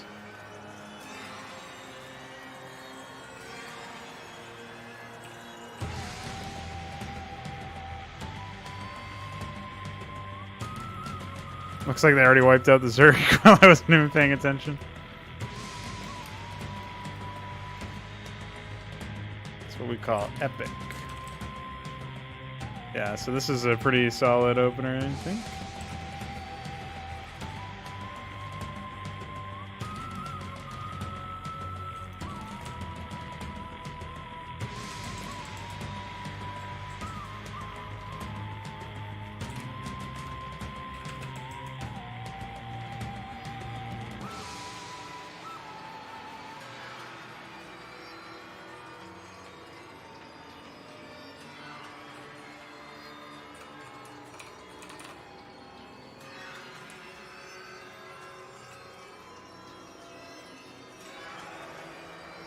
This is where I should have like 8 more factories, of course.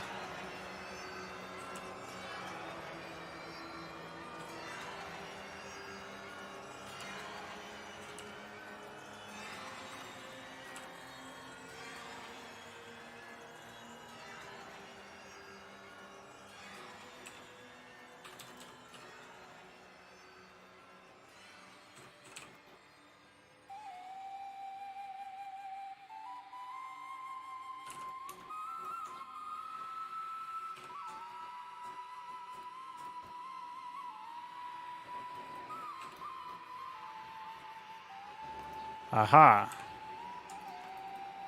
The classic battlecruiser push. Or rush.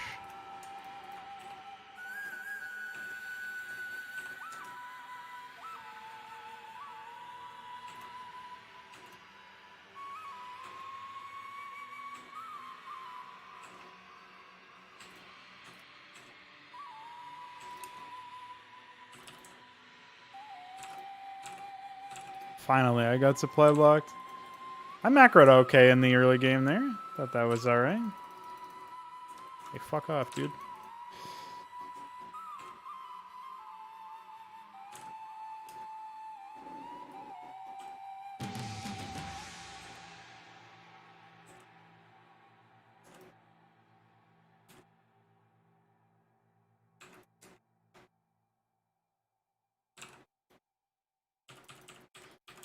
Only in the early game, though.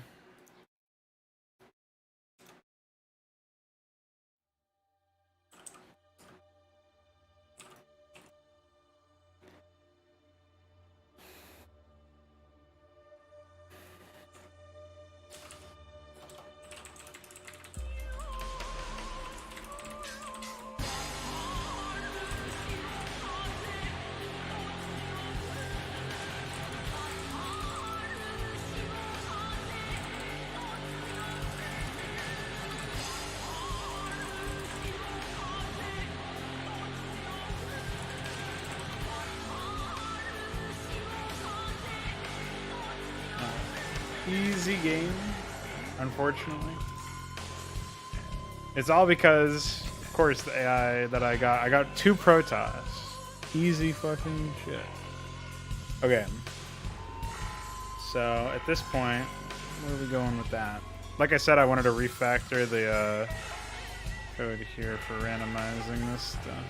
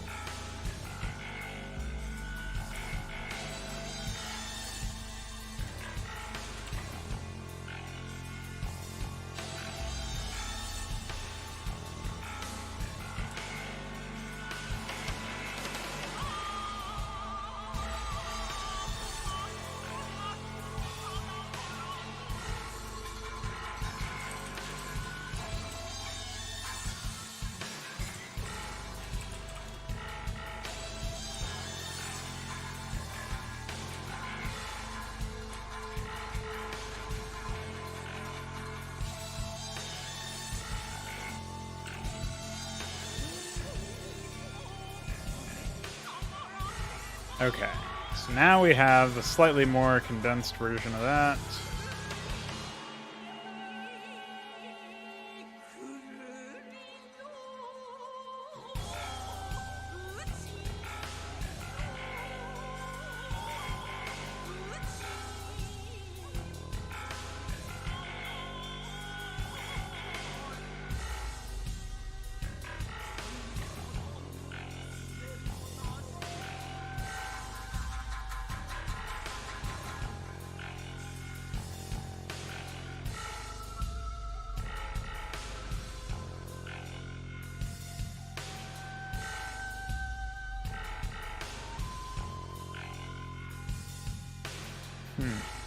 Okay.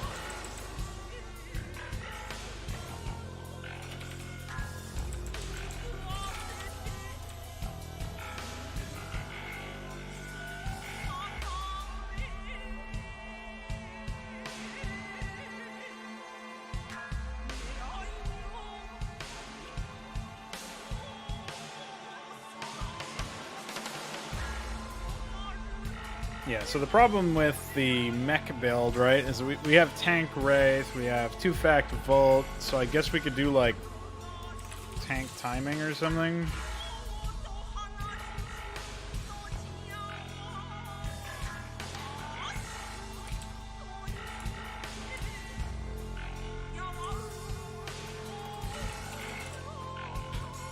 Where you attack with like 2 tanks when you have siege mode finished. Something similar to the thing that I did for the first Zerg mission. The brown AI attacks with like 3 tanks, and his attack commences as siege mode finishes, basically. I think something like that would probably work out.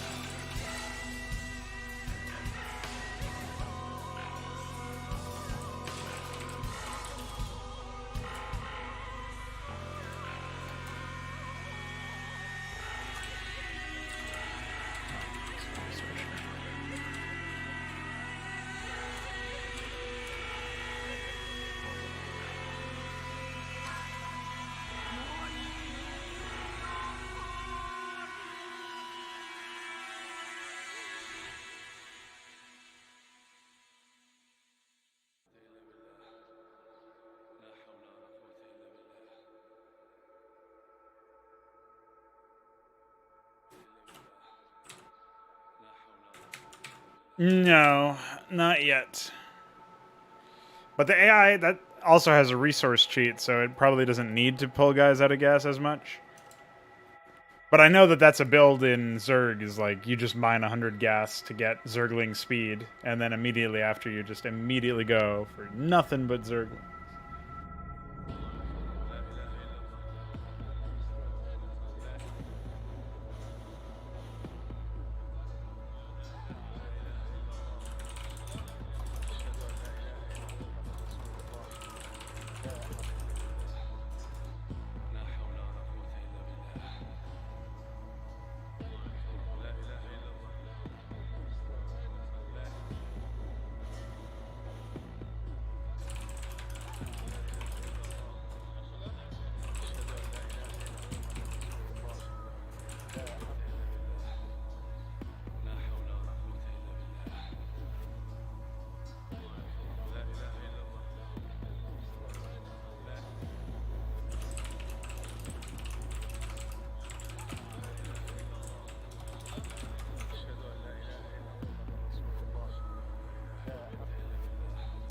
Yeah, I'm not worried about the AI having too much money.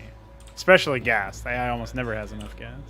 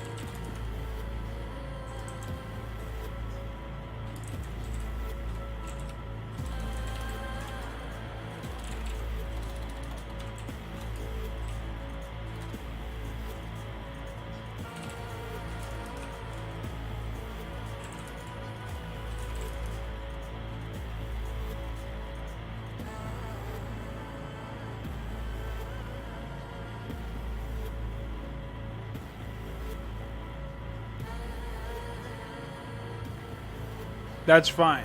They'll use it for upgrades or whatever.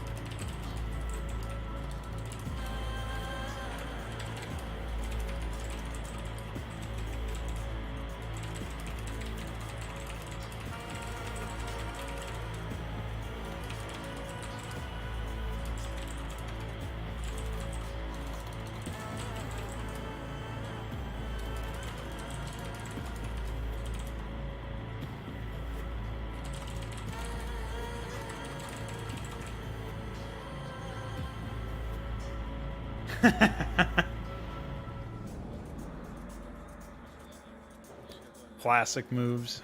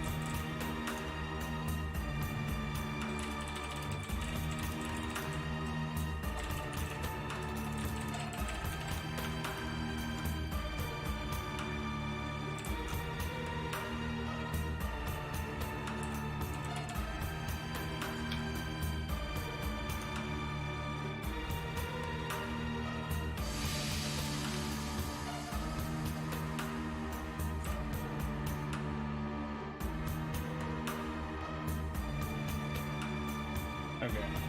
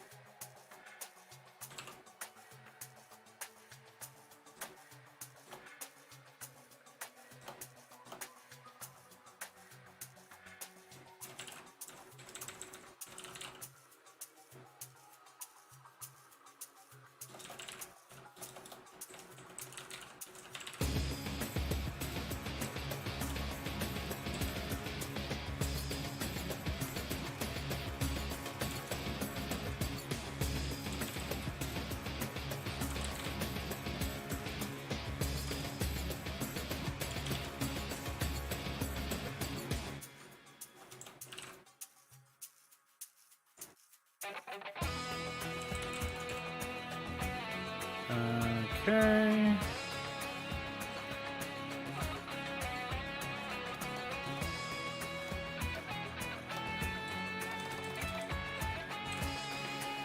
All right. So we should be able to just copy this whole thing here. For Protoss as well.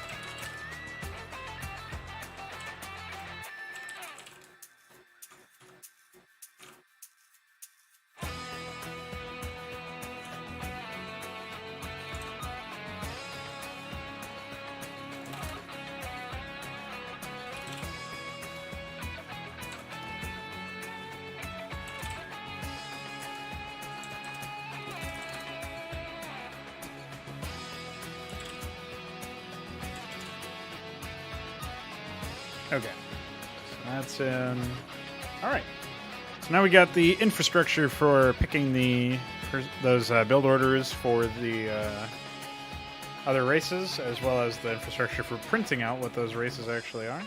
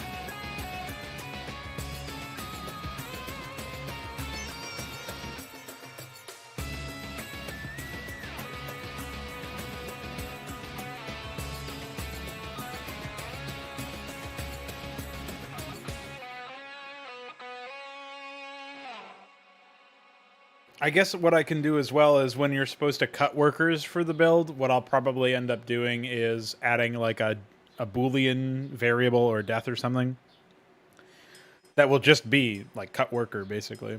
That'll be what it's called. And then it'll, in the worker queue thread, it will wait until that variable is set to 0.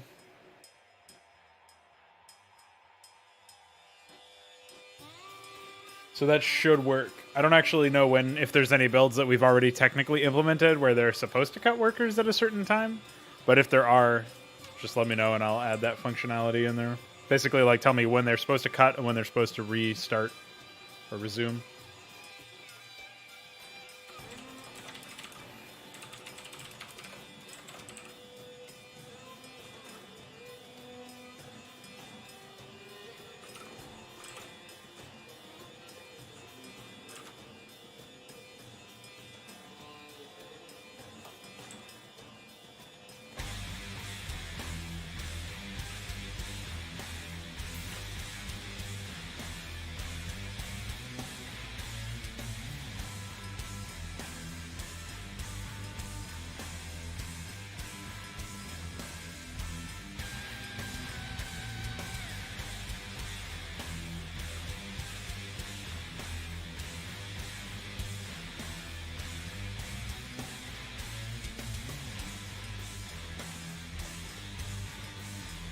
Oh, right.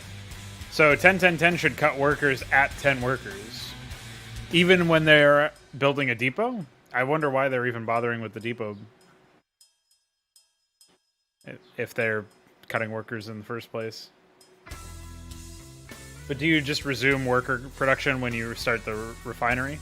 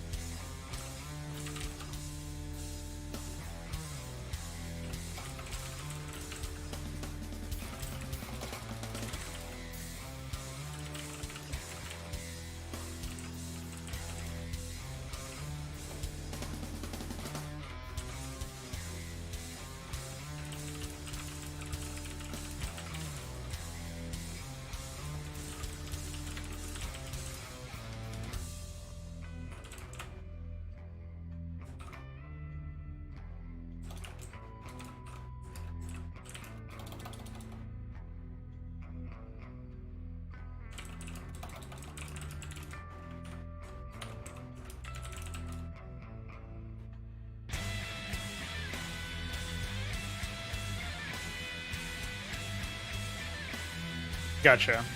Well, I'll at least set it for when they start the depot and when they and re-enable it after the refinery is starting.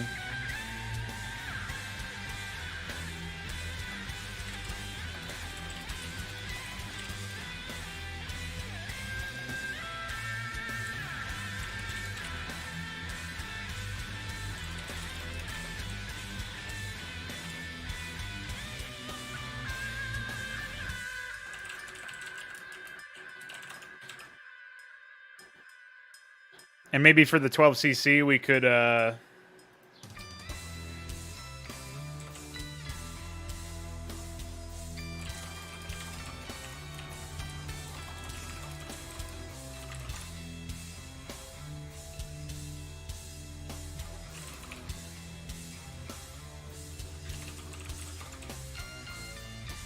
cut workers when they start the barracks or something like that. Well, I guess we could just do wait, build, start 12 SCV.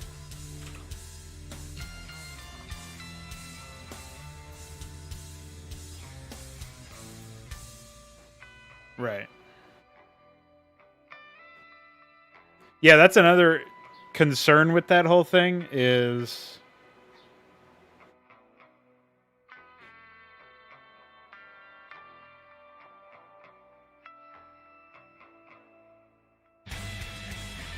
just wondering about like how I'm going to have these builds that are clearly meant for specific races or whatever.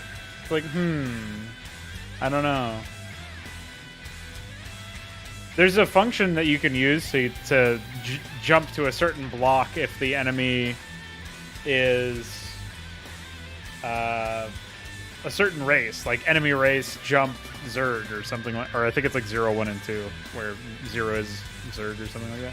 But either way, that automatically does it though, and it's not like you need to scout first if the enemy is random. You know what I mean? Like in the Hydra campaign missions, I'll probably do stuff like that because you know what enemies you're up against in the campaign missions, so it makes sense for the AI to do that. Just like if you're playing a Zerg map and you know you're fighting against Terran, you wouldn't do a strategy that only works against Zerg or Protoss, or has a higher chance of success against those races. You probably wouldn't be picking that one just because you're up against Terran. Like you wouldn't go mass bio against Protoss as Terran, you know, if you're in the Terran mission and you're fighting against Protoss. Like you as a player wouldn't make that choice, generally speaking. So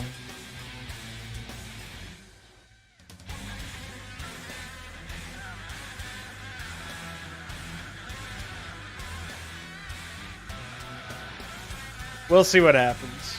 For the melee AI, I think it's fine if maybe their builds are not as effective against all races.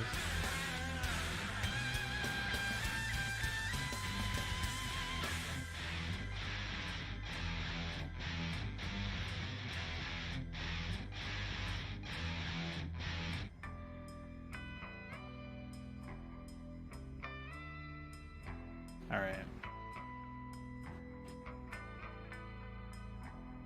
Oh, that is pretty nice, yeah. I was asking or thinking, like, I wonder what shit you're getting up to over there. I'm gonna do a Protoss 1 now.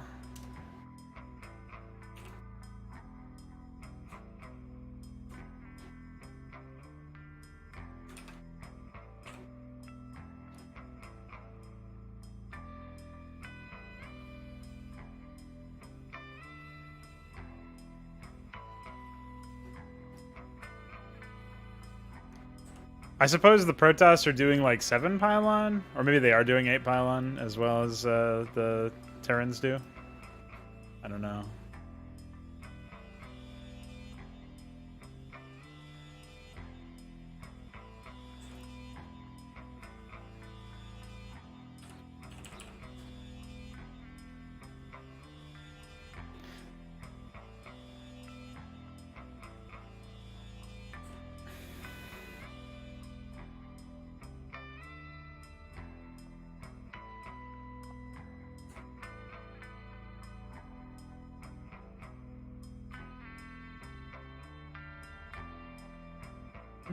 Epic. Epic timings.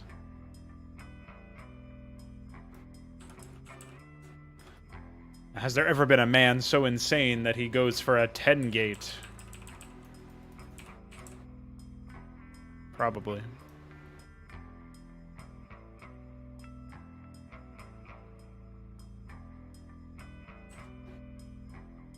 Yeah, I was wondering what the issues that you were having were with the Swarm build, or if there were any issues you were finding. It is, huh? Well, just because you said something.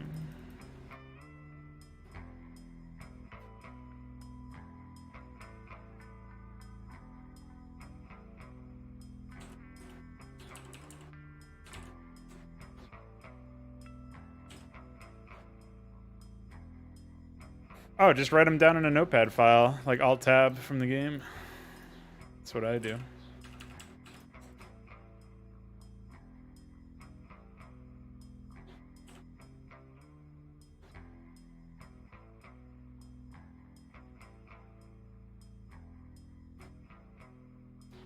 Yeah, I don't actually know. I'm trying to think. The other thing is that when you're doing Forge Fast Expand, you're usually doing it like by placing the forge at your natural and not like the AI decides that stuff very differently, right? The AI decides I'm going to build, you know, fucking if I did that, the AI would do like pylon and forge at their main and then expand because of the way that the AI handles towns, like individual towns or whatever. So I don't know how that would really work.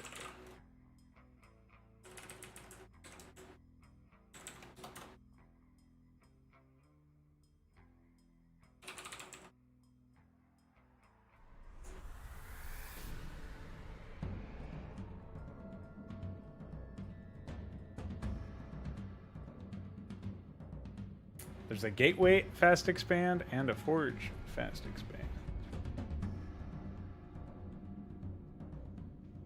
Right, hold on. We'll just adapt this, I think.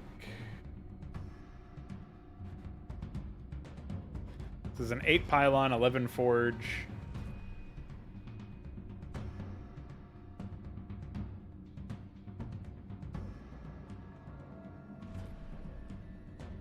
Oh wow, they have like, oh, do this.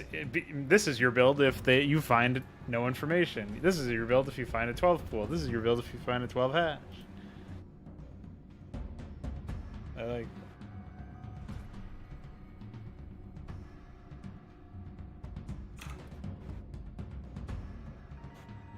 All right.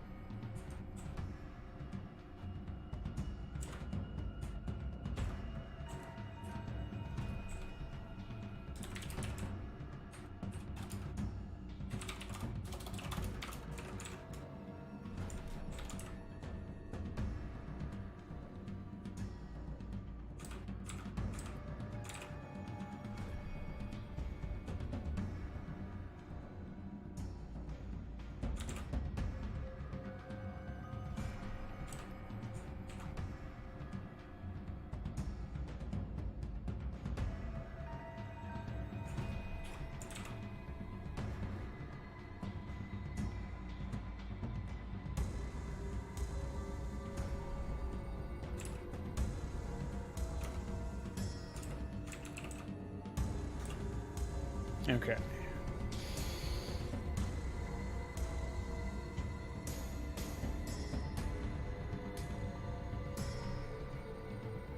So what do we got here?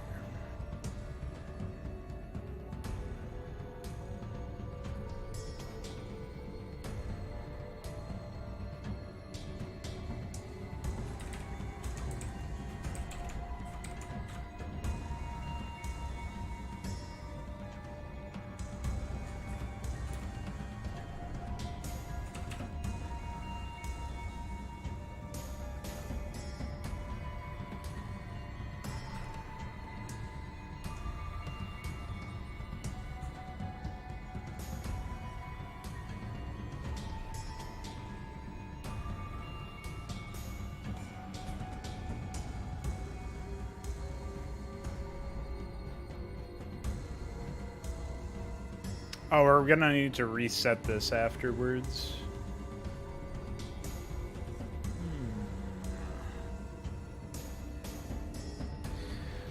I didn't think about that. Or I could just do like an ad tech expansion or something. That's probably what I should do anyway.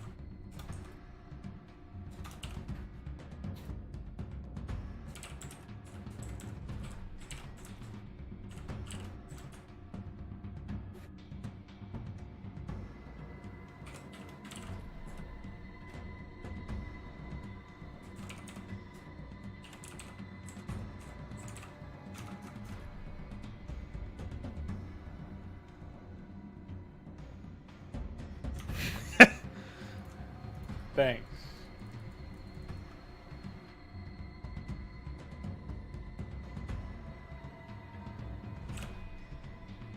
Alright, I will definitely be throwing that together in a bit.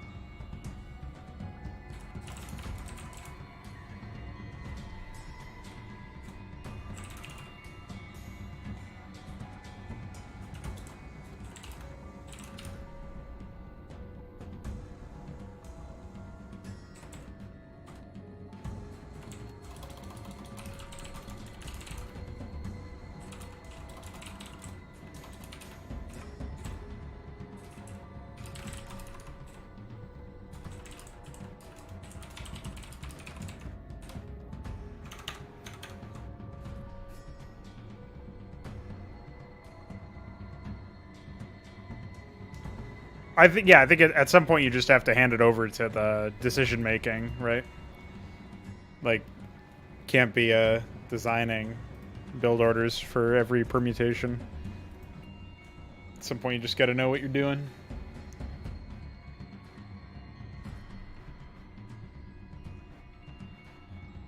So I think that's fine.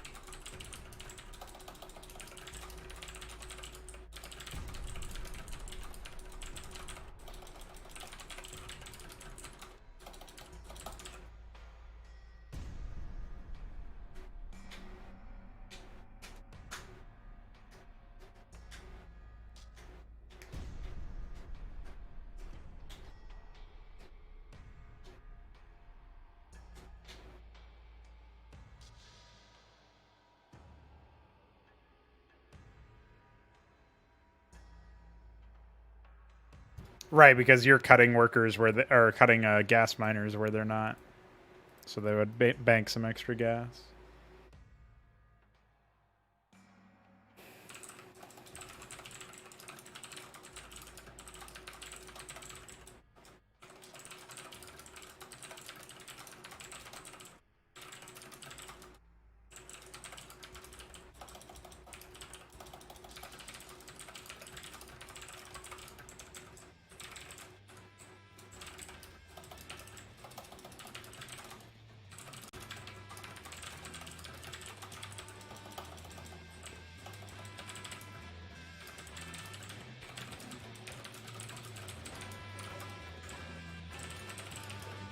Oh, I see what you're saying.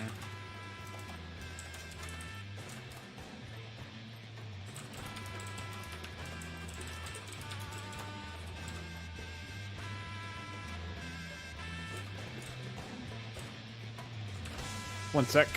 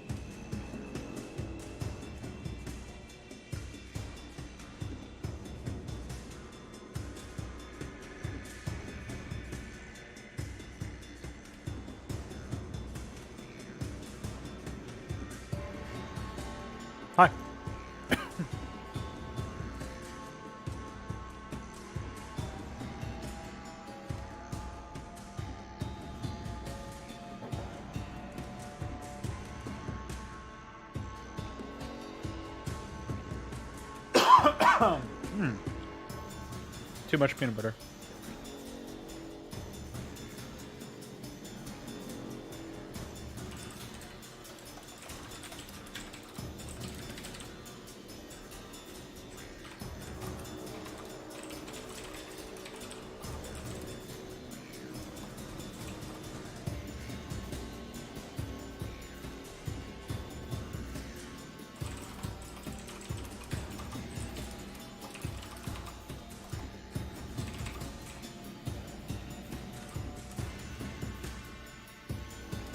Wow, that's...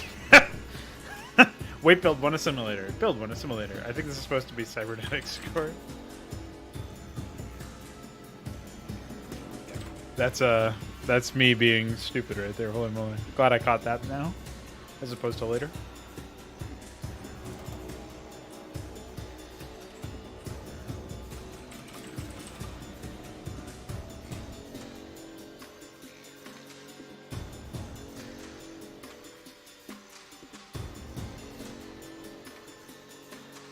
Okay.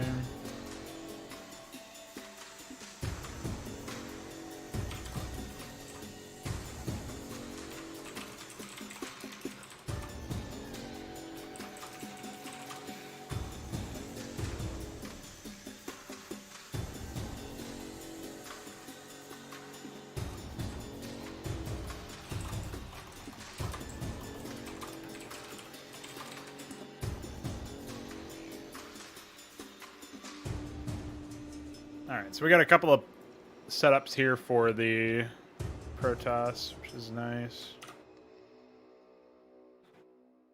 So we got general personality. One is Forge. Fast expand. Then we have Gateway. Fast expand. Then we have two.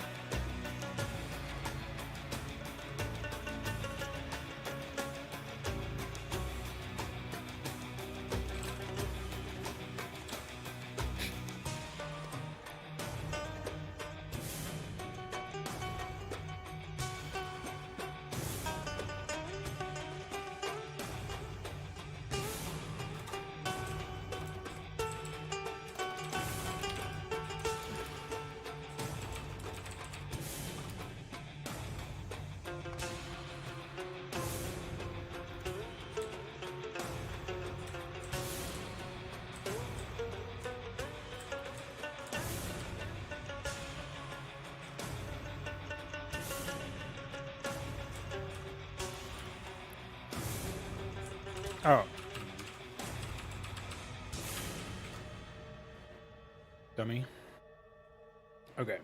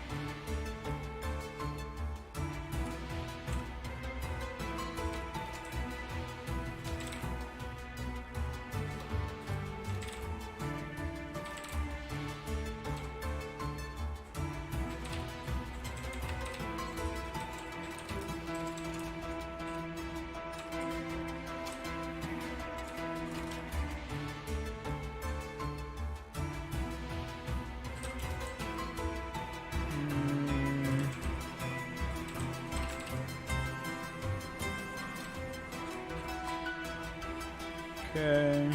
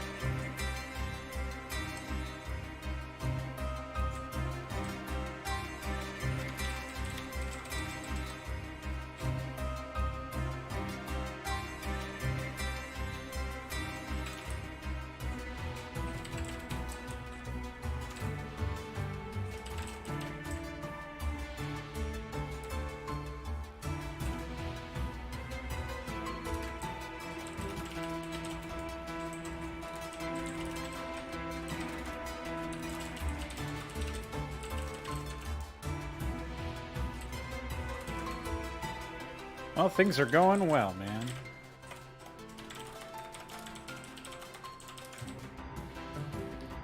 Just getting the basics down here.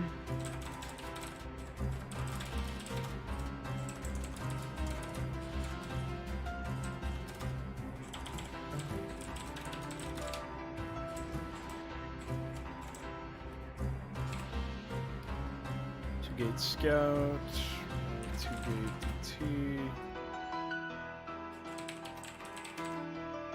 Reaver. Okay.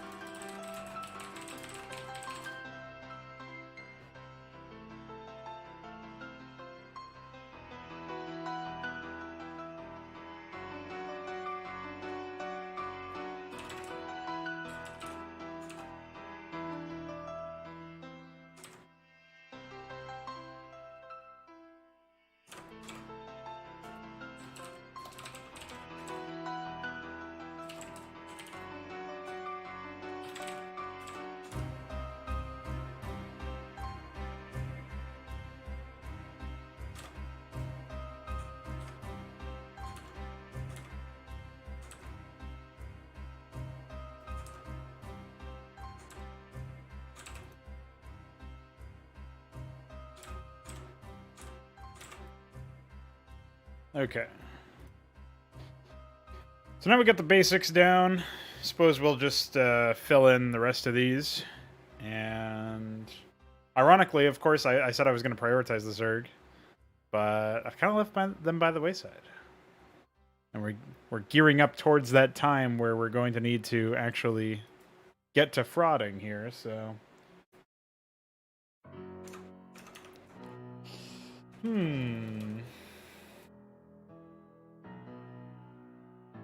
Alright. Well, let me BRB again. You gotta use the bathroom, get some more water, get situated. We'll finish the Protoss stuff. We'll take a crack at implementing some of the Zerg stuff. See how far we can get before enough people show up for Fraud Night. BRB, again.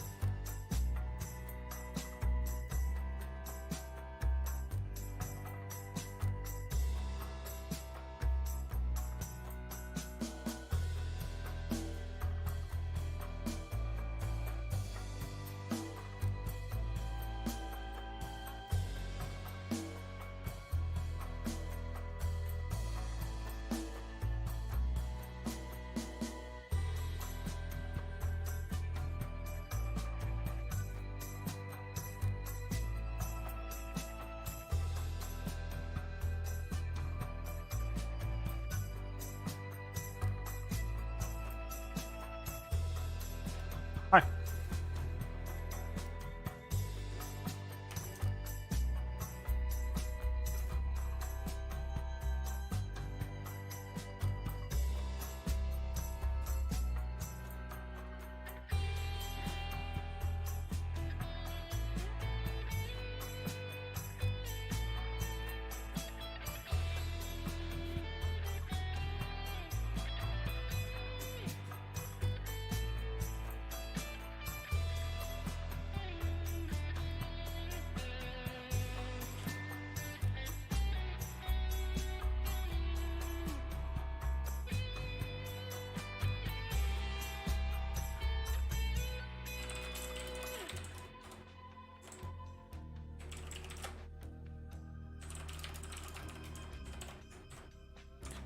Yeah, I think we can pretty much do this every single time here, but we'll say wait build, start.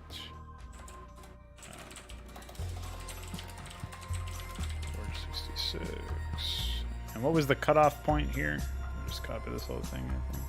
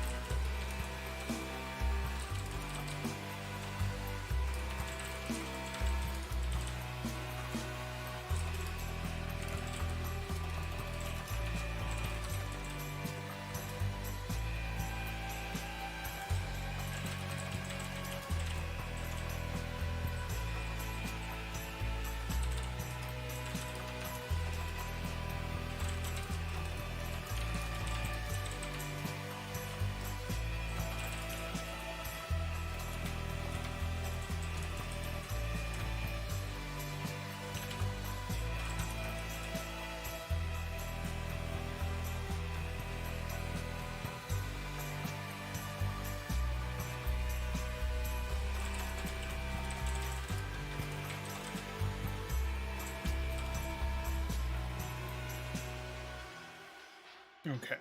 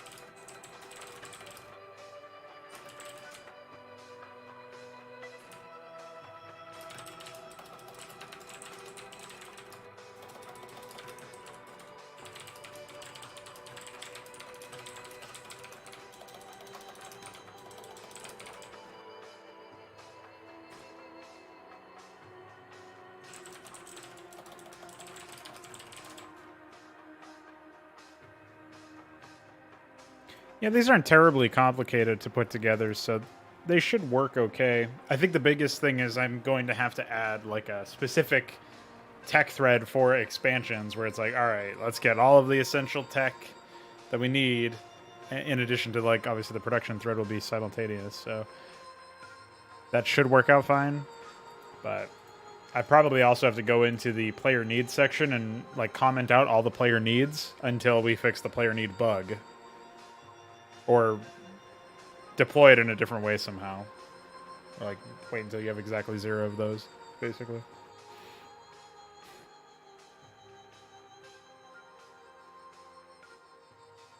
Rather than requesting them at any other point. Okay, so for gateway.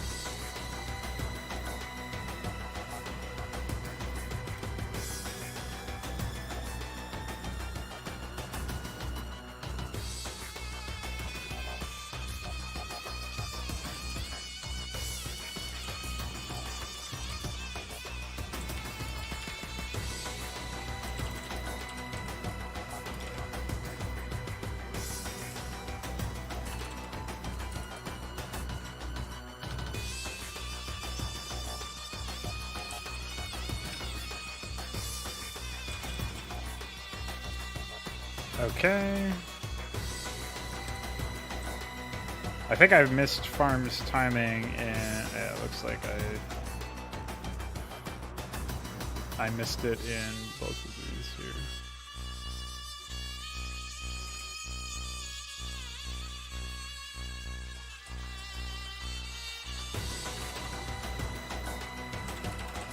Nice.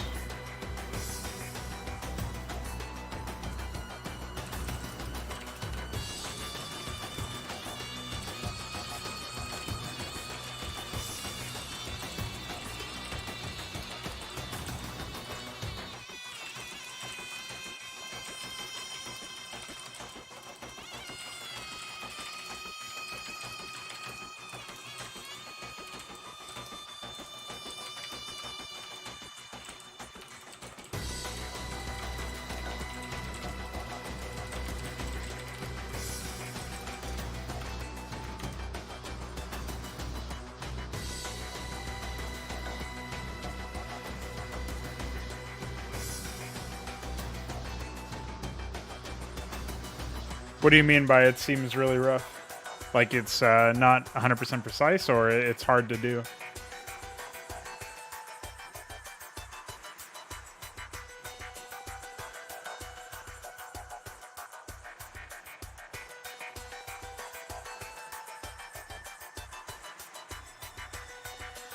Oh, okay.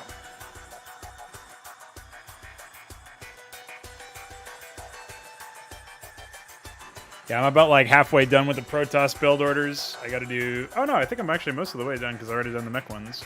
Yeah, so after this one, it's just one more gateway one, and then the 3 Skylord ones. So we're most of the way done here. I got to do an expansion tech thread.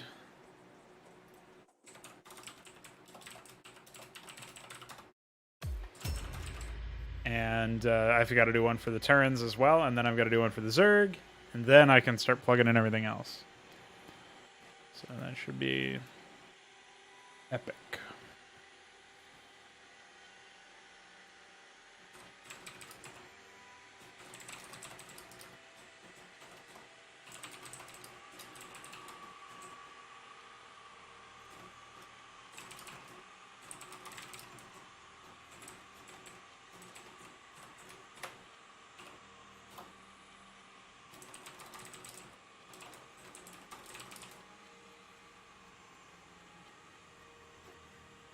Ass attack. I like that one.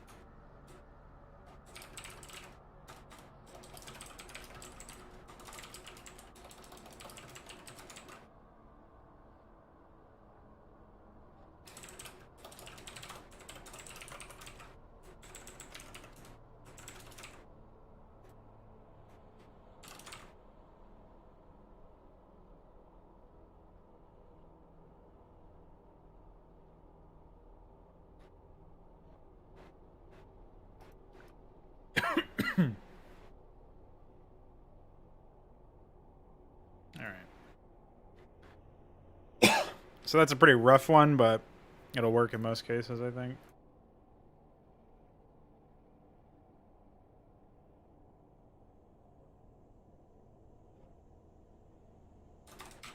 Oh, I was talking about my own thing, not yours. Build.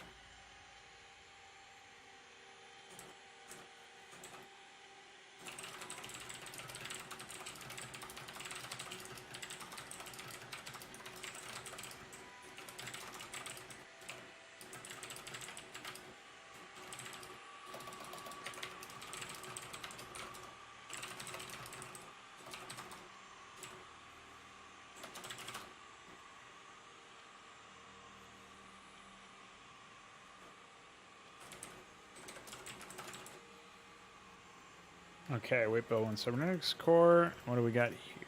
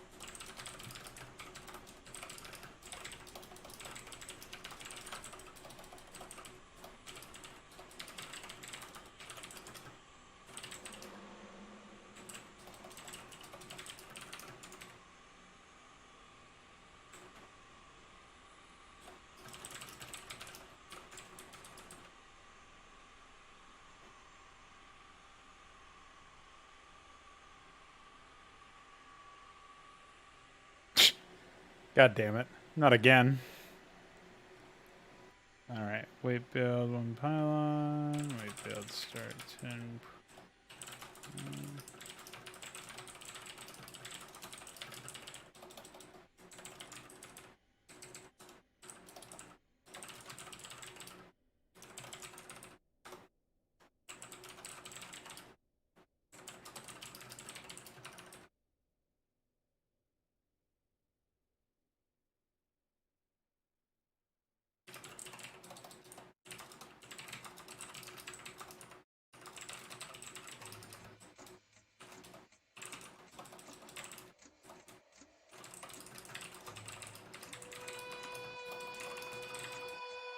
What's up, Bailiff?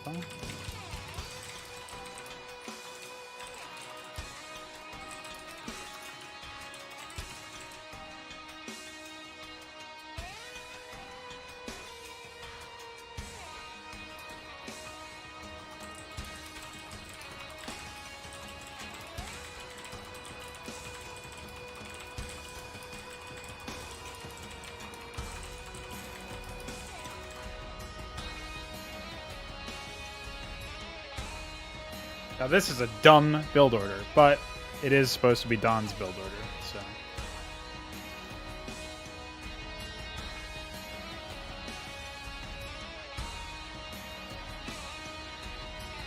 I'm sure there'll be ways I can improve upon it later.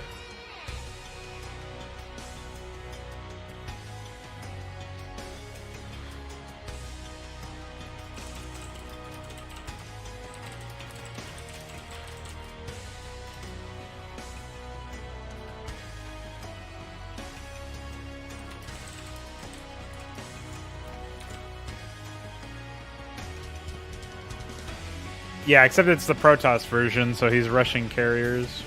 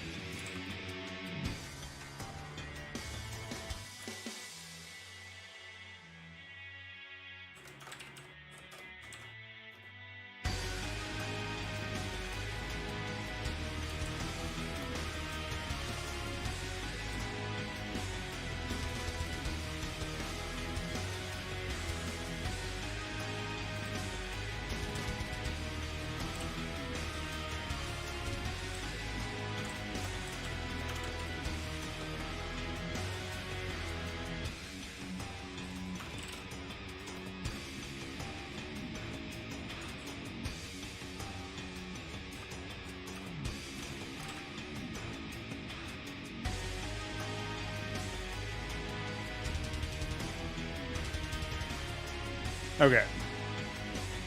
Should work in theory. Hard to say.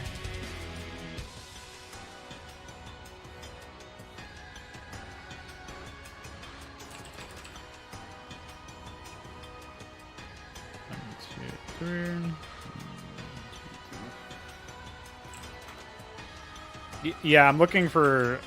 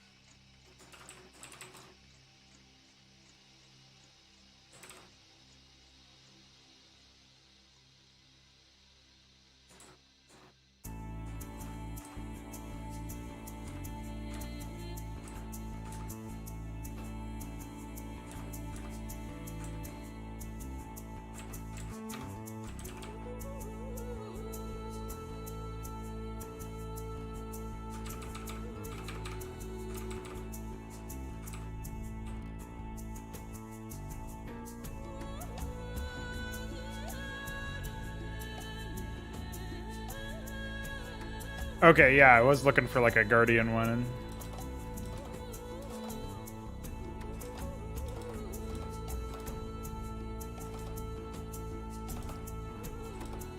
Just a little variety, you know? But stuff that's meaningfully distinct and still viable.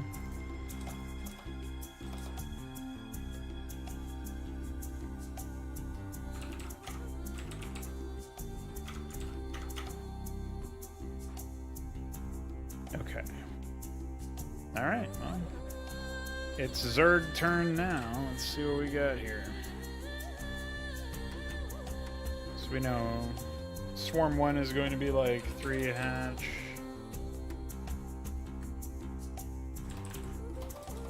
Mutaling. 3 hatch Muta. Now, is the one that you just posted now? Is this a two hatch or 3? Is like a when you have stuff like where it says hatch, I don't know if it's second base or what. I assume hatch in this case is not a macro hatch, but I'm not sure if you've formatted it in a different way.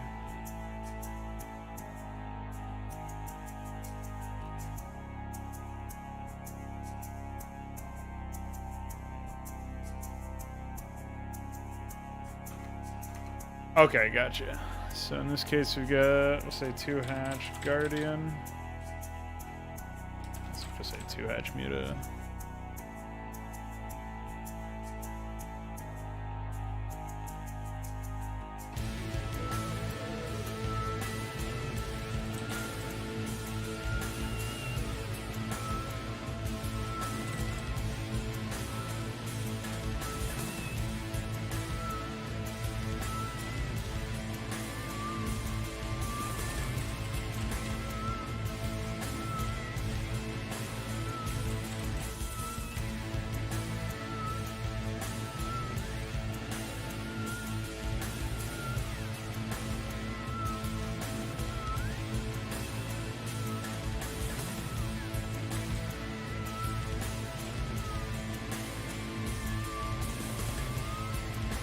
I guess the problem with Zerg ones, there's a bit more overhead and micromanagement for writing everything down and all that stuff, because you gotta like write down your supply fluctuates up and down as you get rid of drones and stuff, so there's a bit more nonsense associated with that.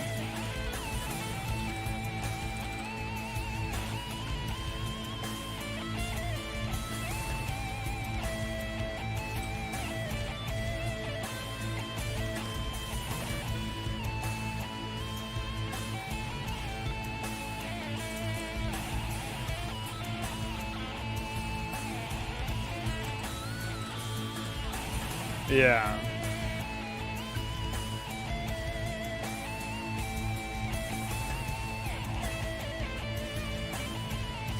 I could imagine.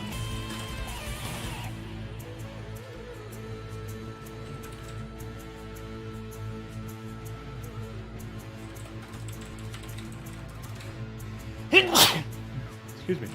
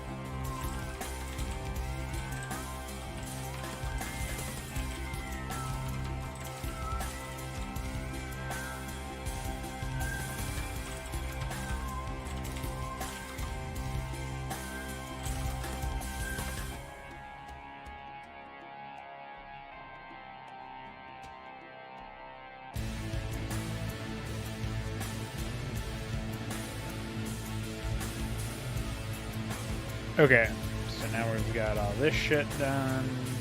The expansion.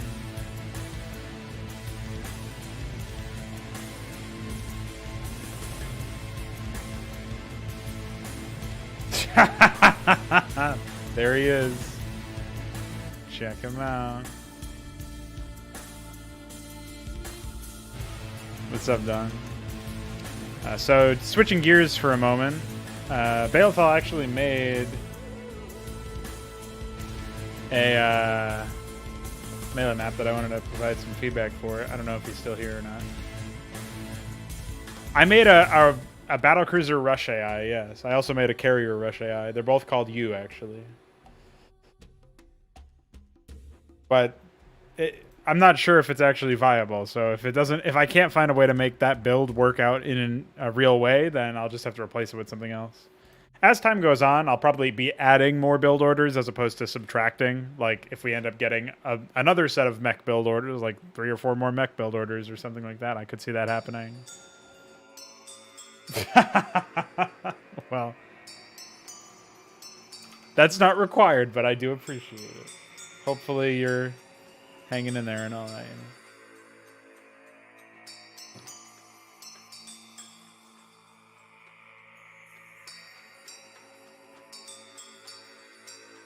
Oh, thanks.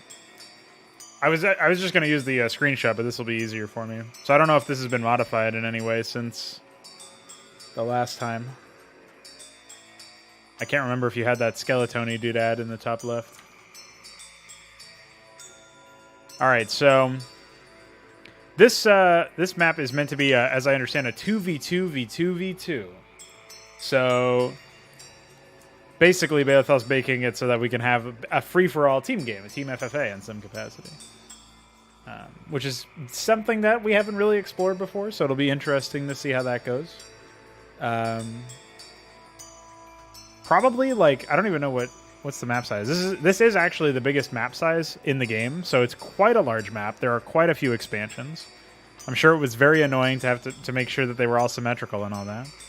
One thing that I think is readily apparent, and this isn't really something you would fix with decor, it would just obfuscate the fact that it was like this, is it feels like a lot of the pathways throughout the map are kind of dead ends, or it's not necessarily that they're dead ends, but either you wouldn't want to have to walk all the way around them, or like if you do have to do it, it's still kind of a chore, even if it's like the right decision, so to speak. Which is kind of a really subtle thing, and it's unfortunate because I would like to make it a little bit more obvious, but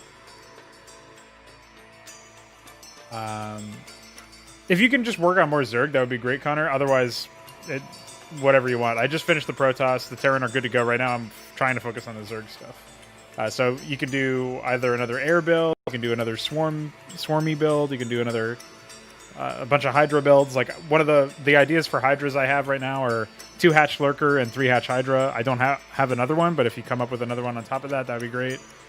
Maybe a swarm build that could incorporate early Defilers or early Ultralisks or something would be good. Otherwise, just whatever you think would be good to adapt from existing pro play or just something that you have your own idea for. Really appreciate your help. Definitely would have been a lot longer to put these together otherwise.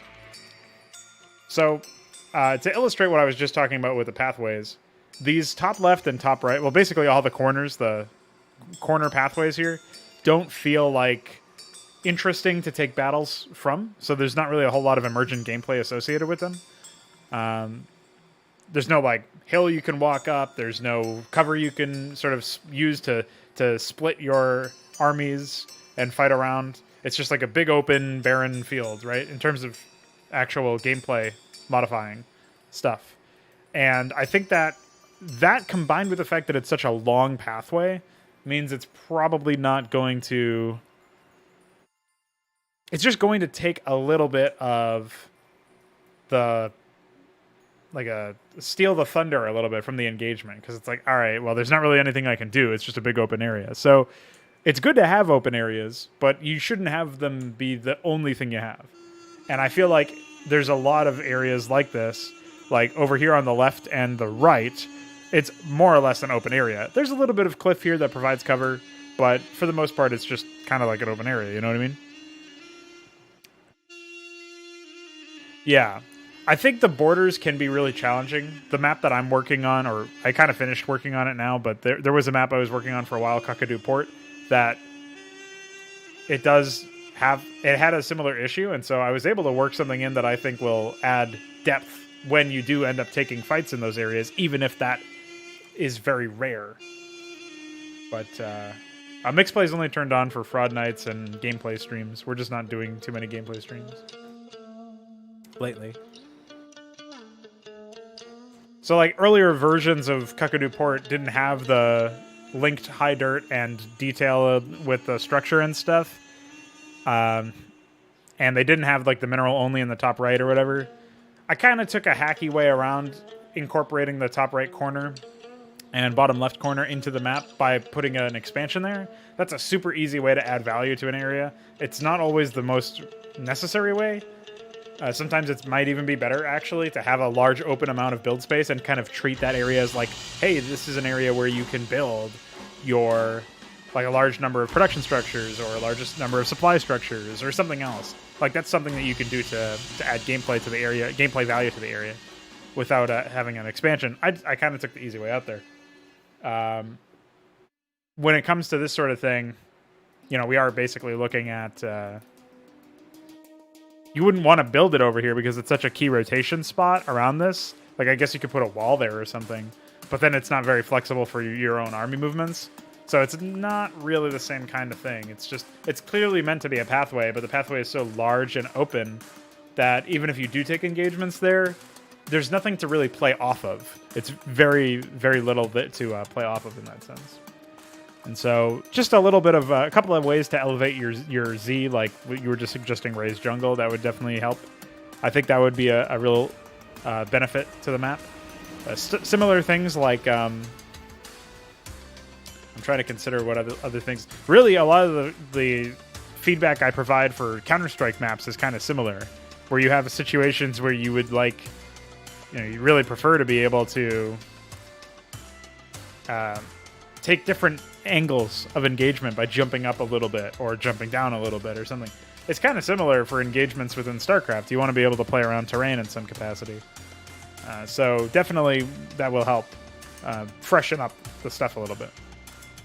Another thing that you might consider doing, this map seems to be straight up mirror symmetry, where it's like XY mirror symmetry, or it's all four of them, X, Y, and XY.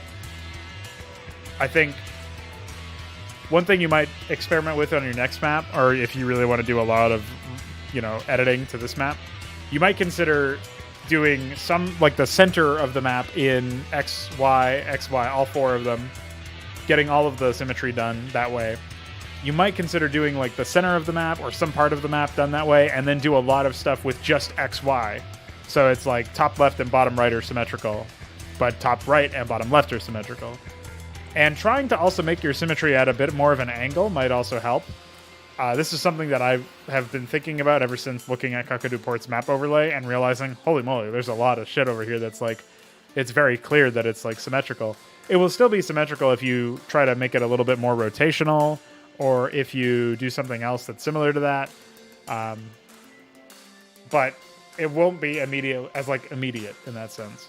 So I actually do think that if you can figure out how to work within rotational symmetry anyway, it might be in your best interest to do that as the middle or that as the border, and then whatever you don't do as rotational symmetry, you mess around with XY symmetry or full-blown all boxes ticked mirror symmetry. I also see a large number of bases that... That's 6. What's this? Oh, yeah. I see a large number of bases that have like 6 or 7 mineral fields.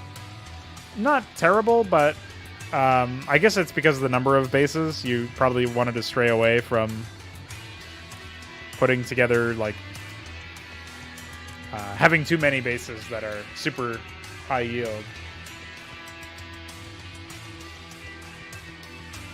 Yeah, I'm not sure if rotational symmetry is broken or it's just too complicated for me to figure out.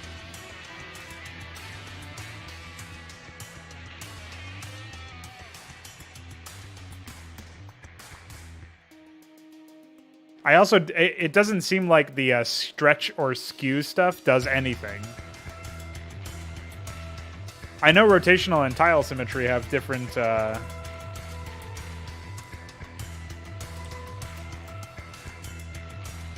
So, like, this is 5-factor rotational. Well, I guess I'll do 4-factor because it'll be easier.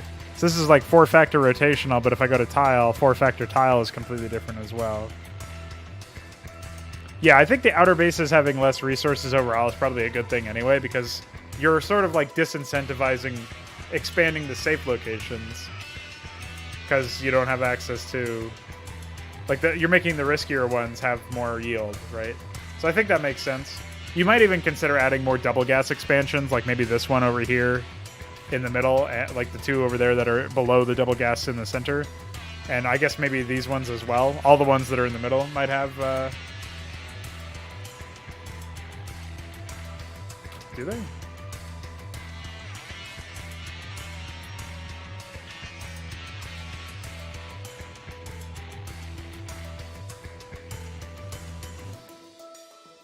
I don't see any change.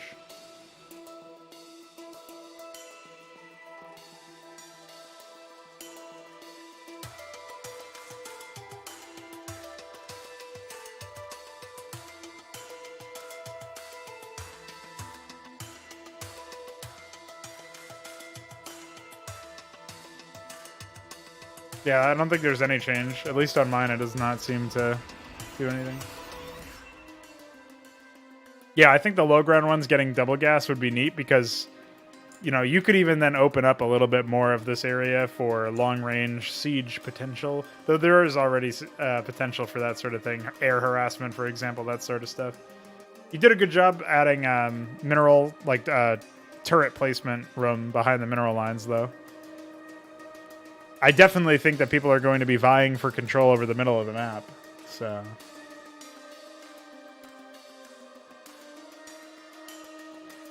Well, remember that it might not actually be doing anything. It might just be a weird illusion, because if you look closely, I'm not actually moving the top left and top and bottom right, but you can see that the other ones, bottom left and top right, are moving.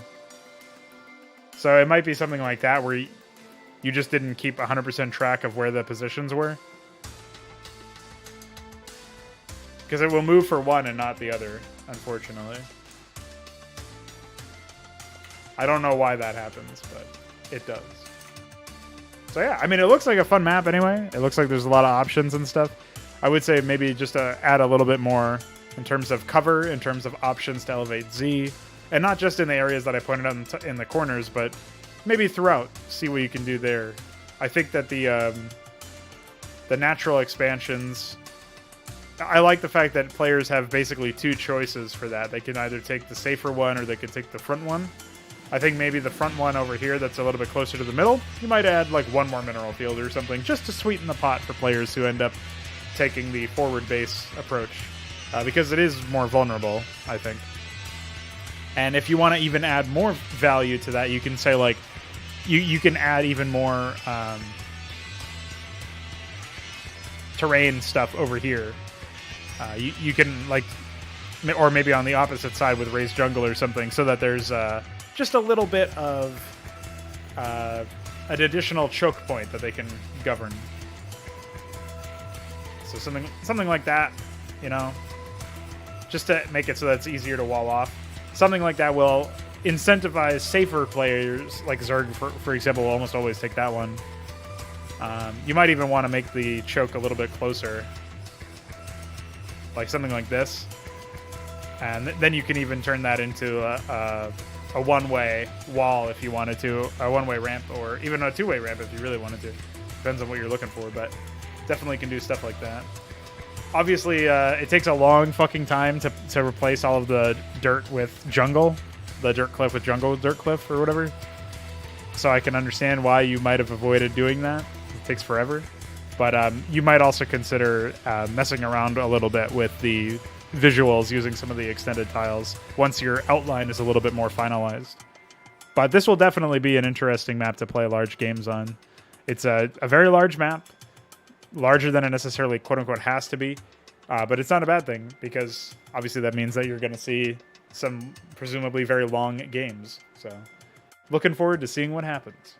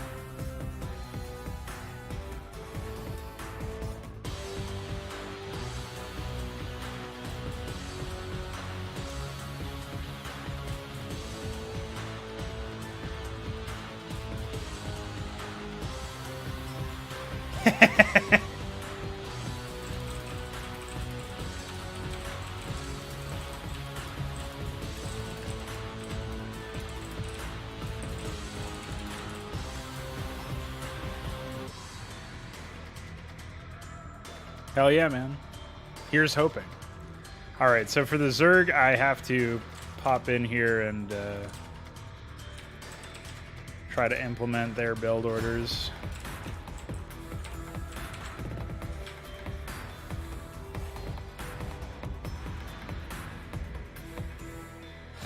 Yeah, that's right. So I wanted to figure out exactly what build orders I would be doing, but...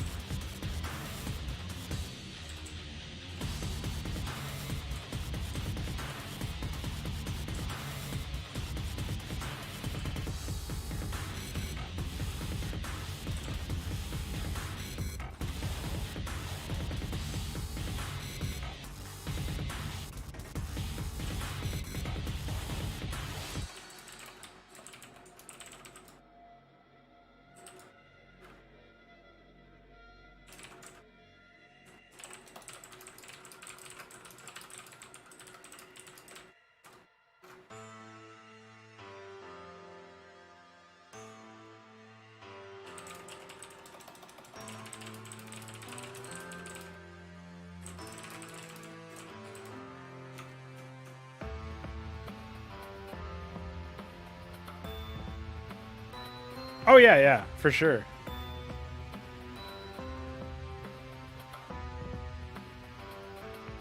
I mean, honestly, like, the sky's the limit with the kind of shit we can do with the Hydra melee. I would not be surprised if we end up having, like, people interested in playing, obviously there wouldn't be, like, prize pools or whatever, but the tournaments or something like that, like a face-off. I think that would be really cool.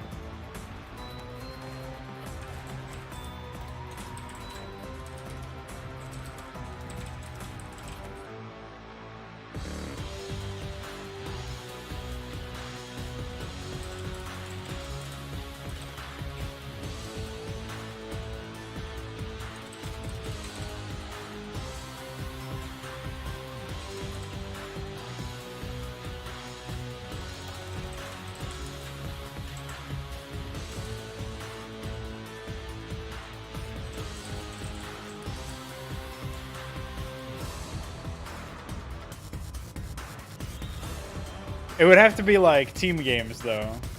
I think that would be way more entertaining. Could you imagine like it wouldn't really be a battle royale, but it could be something like teams of 2 enter, and top like again we would have to have a huge bracket for this, so you'd have to have a large number of participants.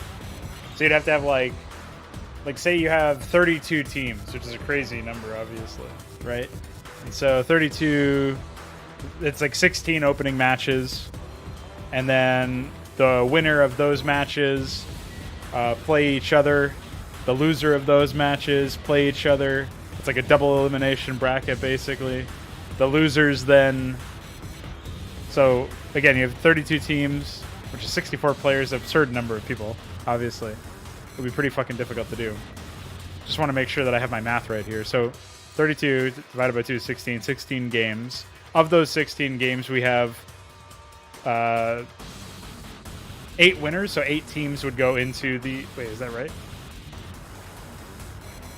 Well, basically, whatever the end result would be, the finale would actually be an 8-player 2v2v2v2 map, and the top 4 teams would actually play in that. I think that would be pretty epic. Could you imagine? Like, whoever ends the tournament, it's like the end of the tournament is 4 teams facing off on one map, and whoever wins, wins. That obviously it would be very strange, but I think that could be pretty fun. It's like the ultimate face-off. You get to see all of the epic players. All of the best players. Just saying. Could work.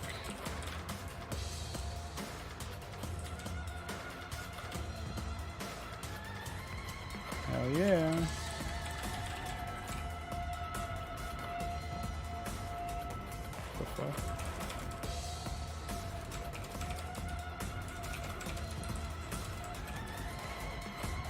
Yeah, I think it would be really cool.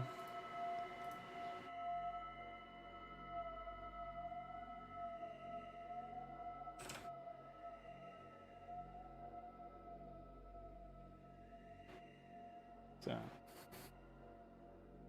I mean, maybe even if like we could definitely seed the tournament in a weird way where it would be, or we set up the matches in a way where that's actually how like the winner's match or whatever would be the top 2 teams, or I guess like the top 4 teams from. Oh,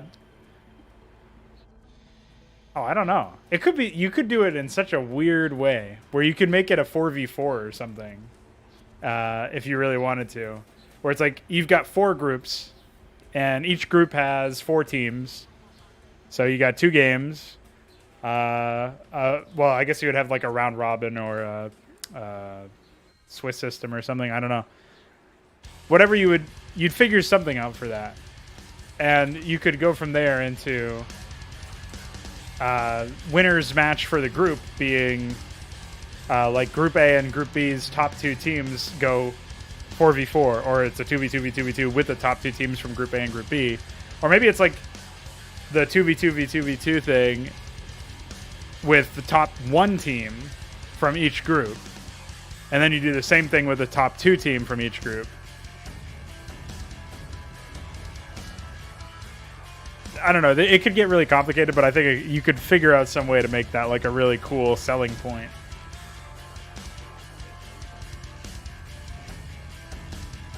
I would do some really weird, wacky shit with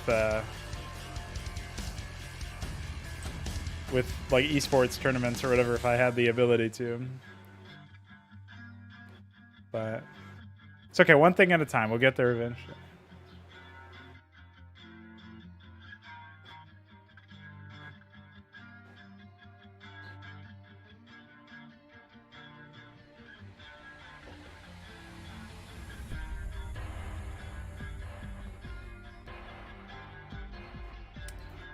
Yeah, I would need a visual aid to help explain that sort of thing, I think.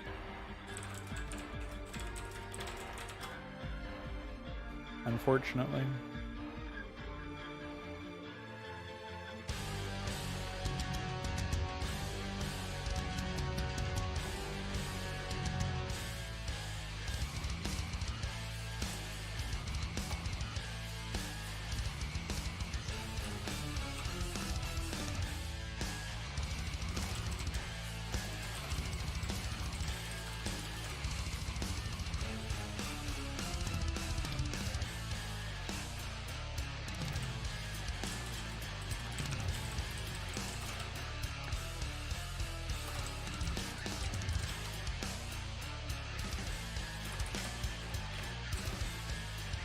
Yeah, so at this point, the big trick is to... Oh, I guess this is actually...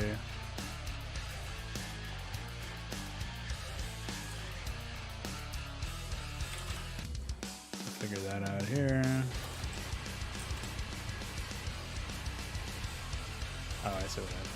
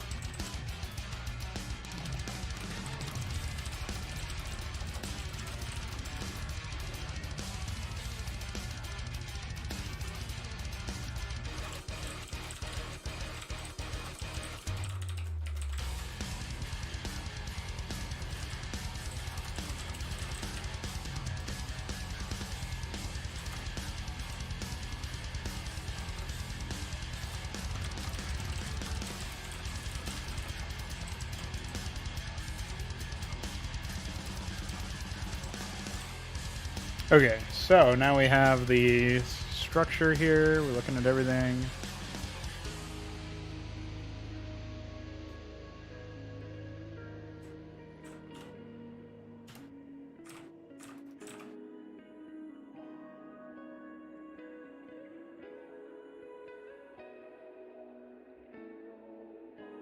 Oh, that's the other thing I have to do is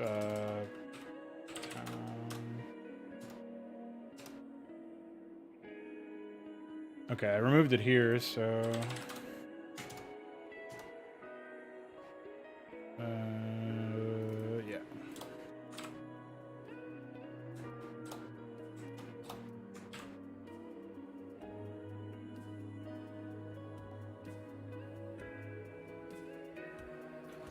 Get rid of that.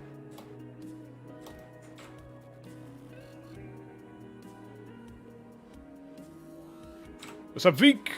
Are you ready for Fraud Night? I'm just adding build orders to all the AI. I've actually already done 2 out of 3. Started on the Zerg just now. Hoping it won't take too long.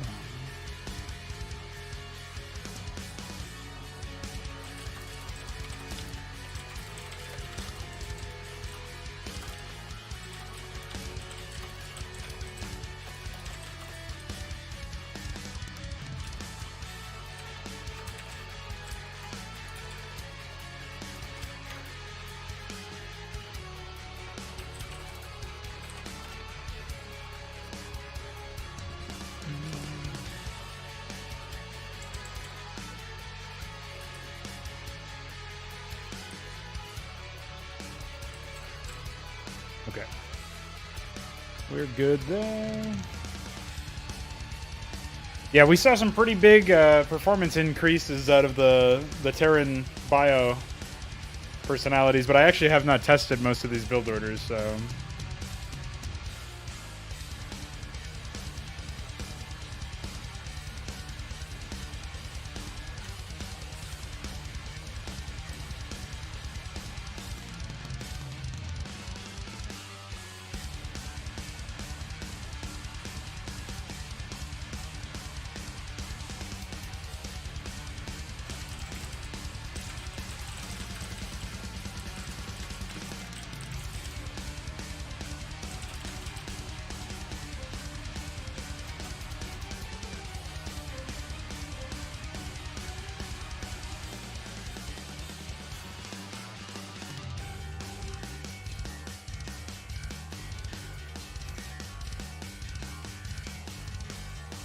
The fuck? Guess we had too many of those. Alright. Okay, so the key thing here is I don't actually know what a 3-hatch Hydra looks like. So I'm gonna look that up.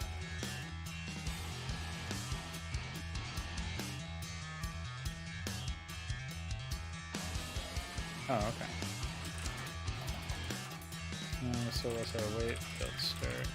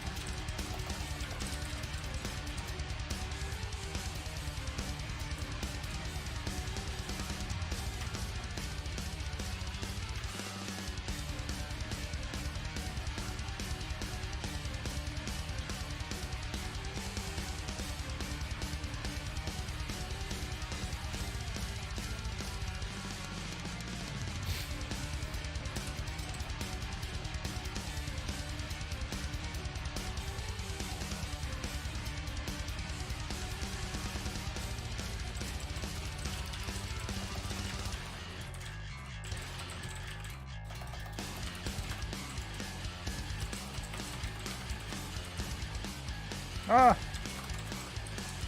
Don't do that.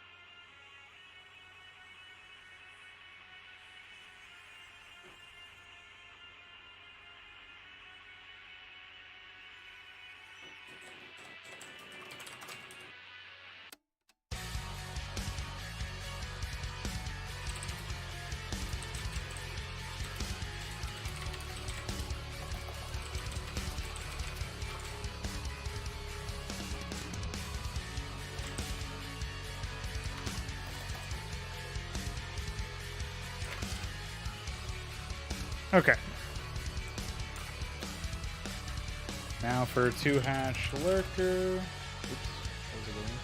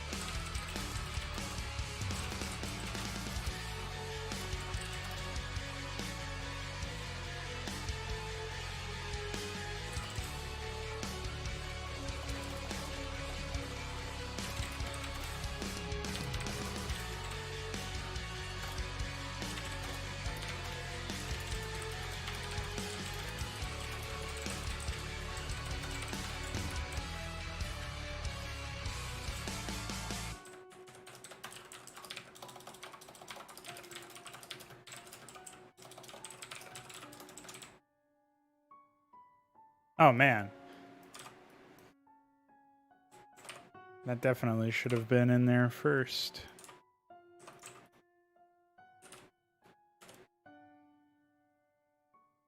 Didn't realize about that until just now.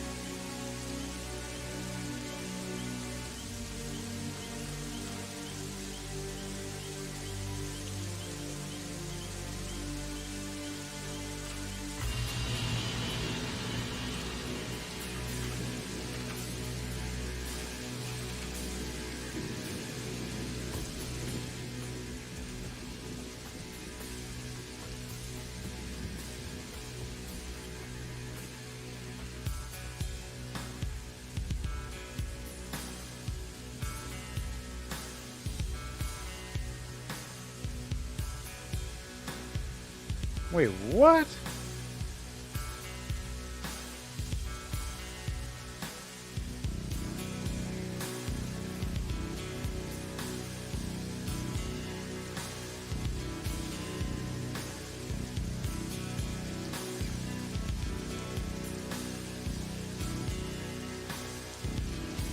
Oh, that's weird. Oops.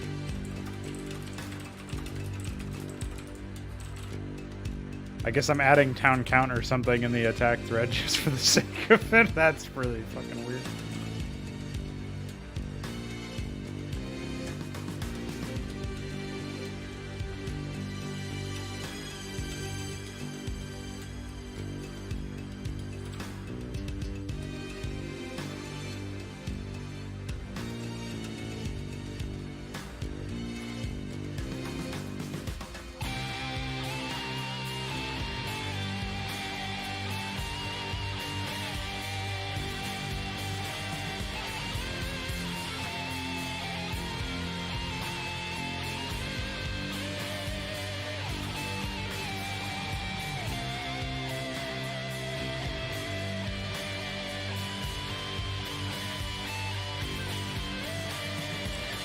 Wasn't as big of a deal for these guys, it looks like.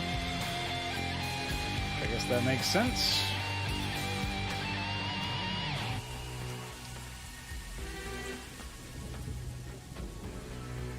TTF, I don't know what that means. You must be talking about the rain in the background, Vic.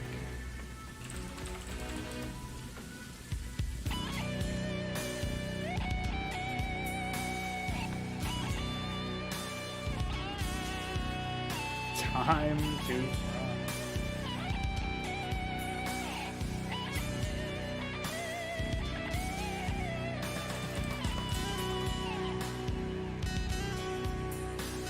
yeah, I'm trying to finish up some stuff for the Zerg AI. I don't know who else is available.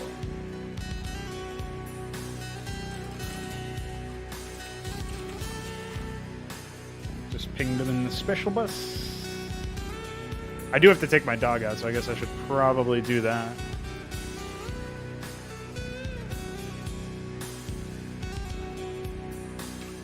And we'll just suffer the shitty Zerg AI for the time being.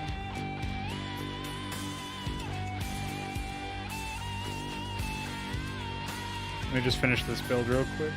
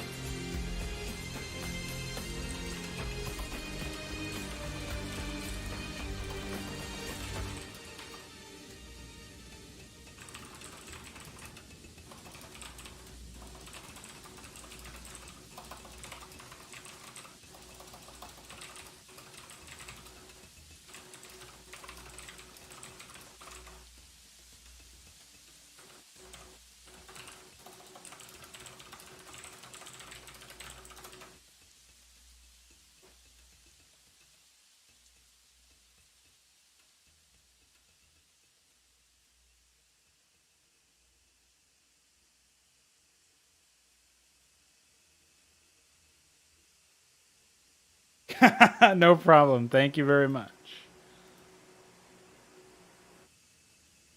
What's up, Ultra?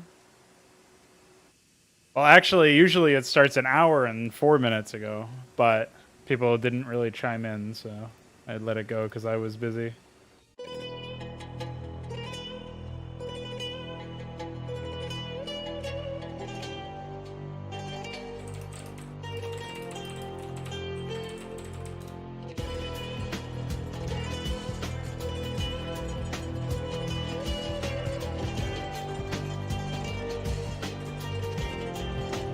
Thanks for all your help today, Connor. Stay safe and all that. Sleep well.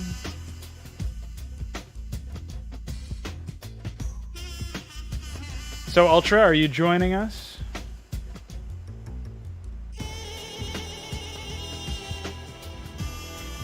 We won't be able to test out the Zerg AI, the updated Zerg AI, unfortunately.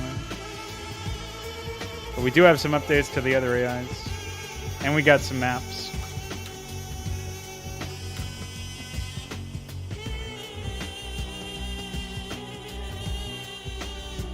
famous last words, man. But yeah, I know what you mean.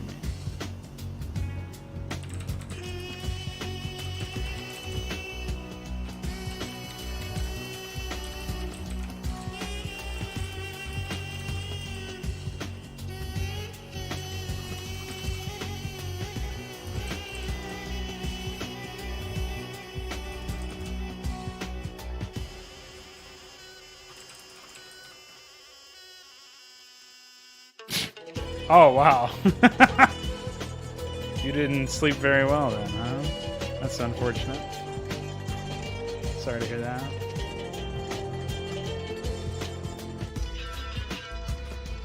Alright, let me get this stuff updated. I'll can the stream, take my dog out, figure out what else I'm doing real quick, and then, yeah, we should be able to get started very soon.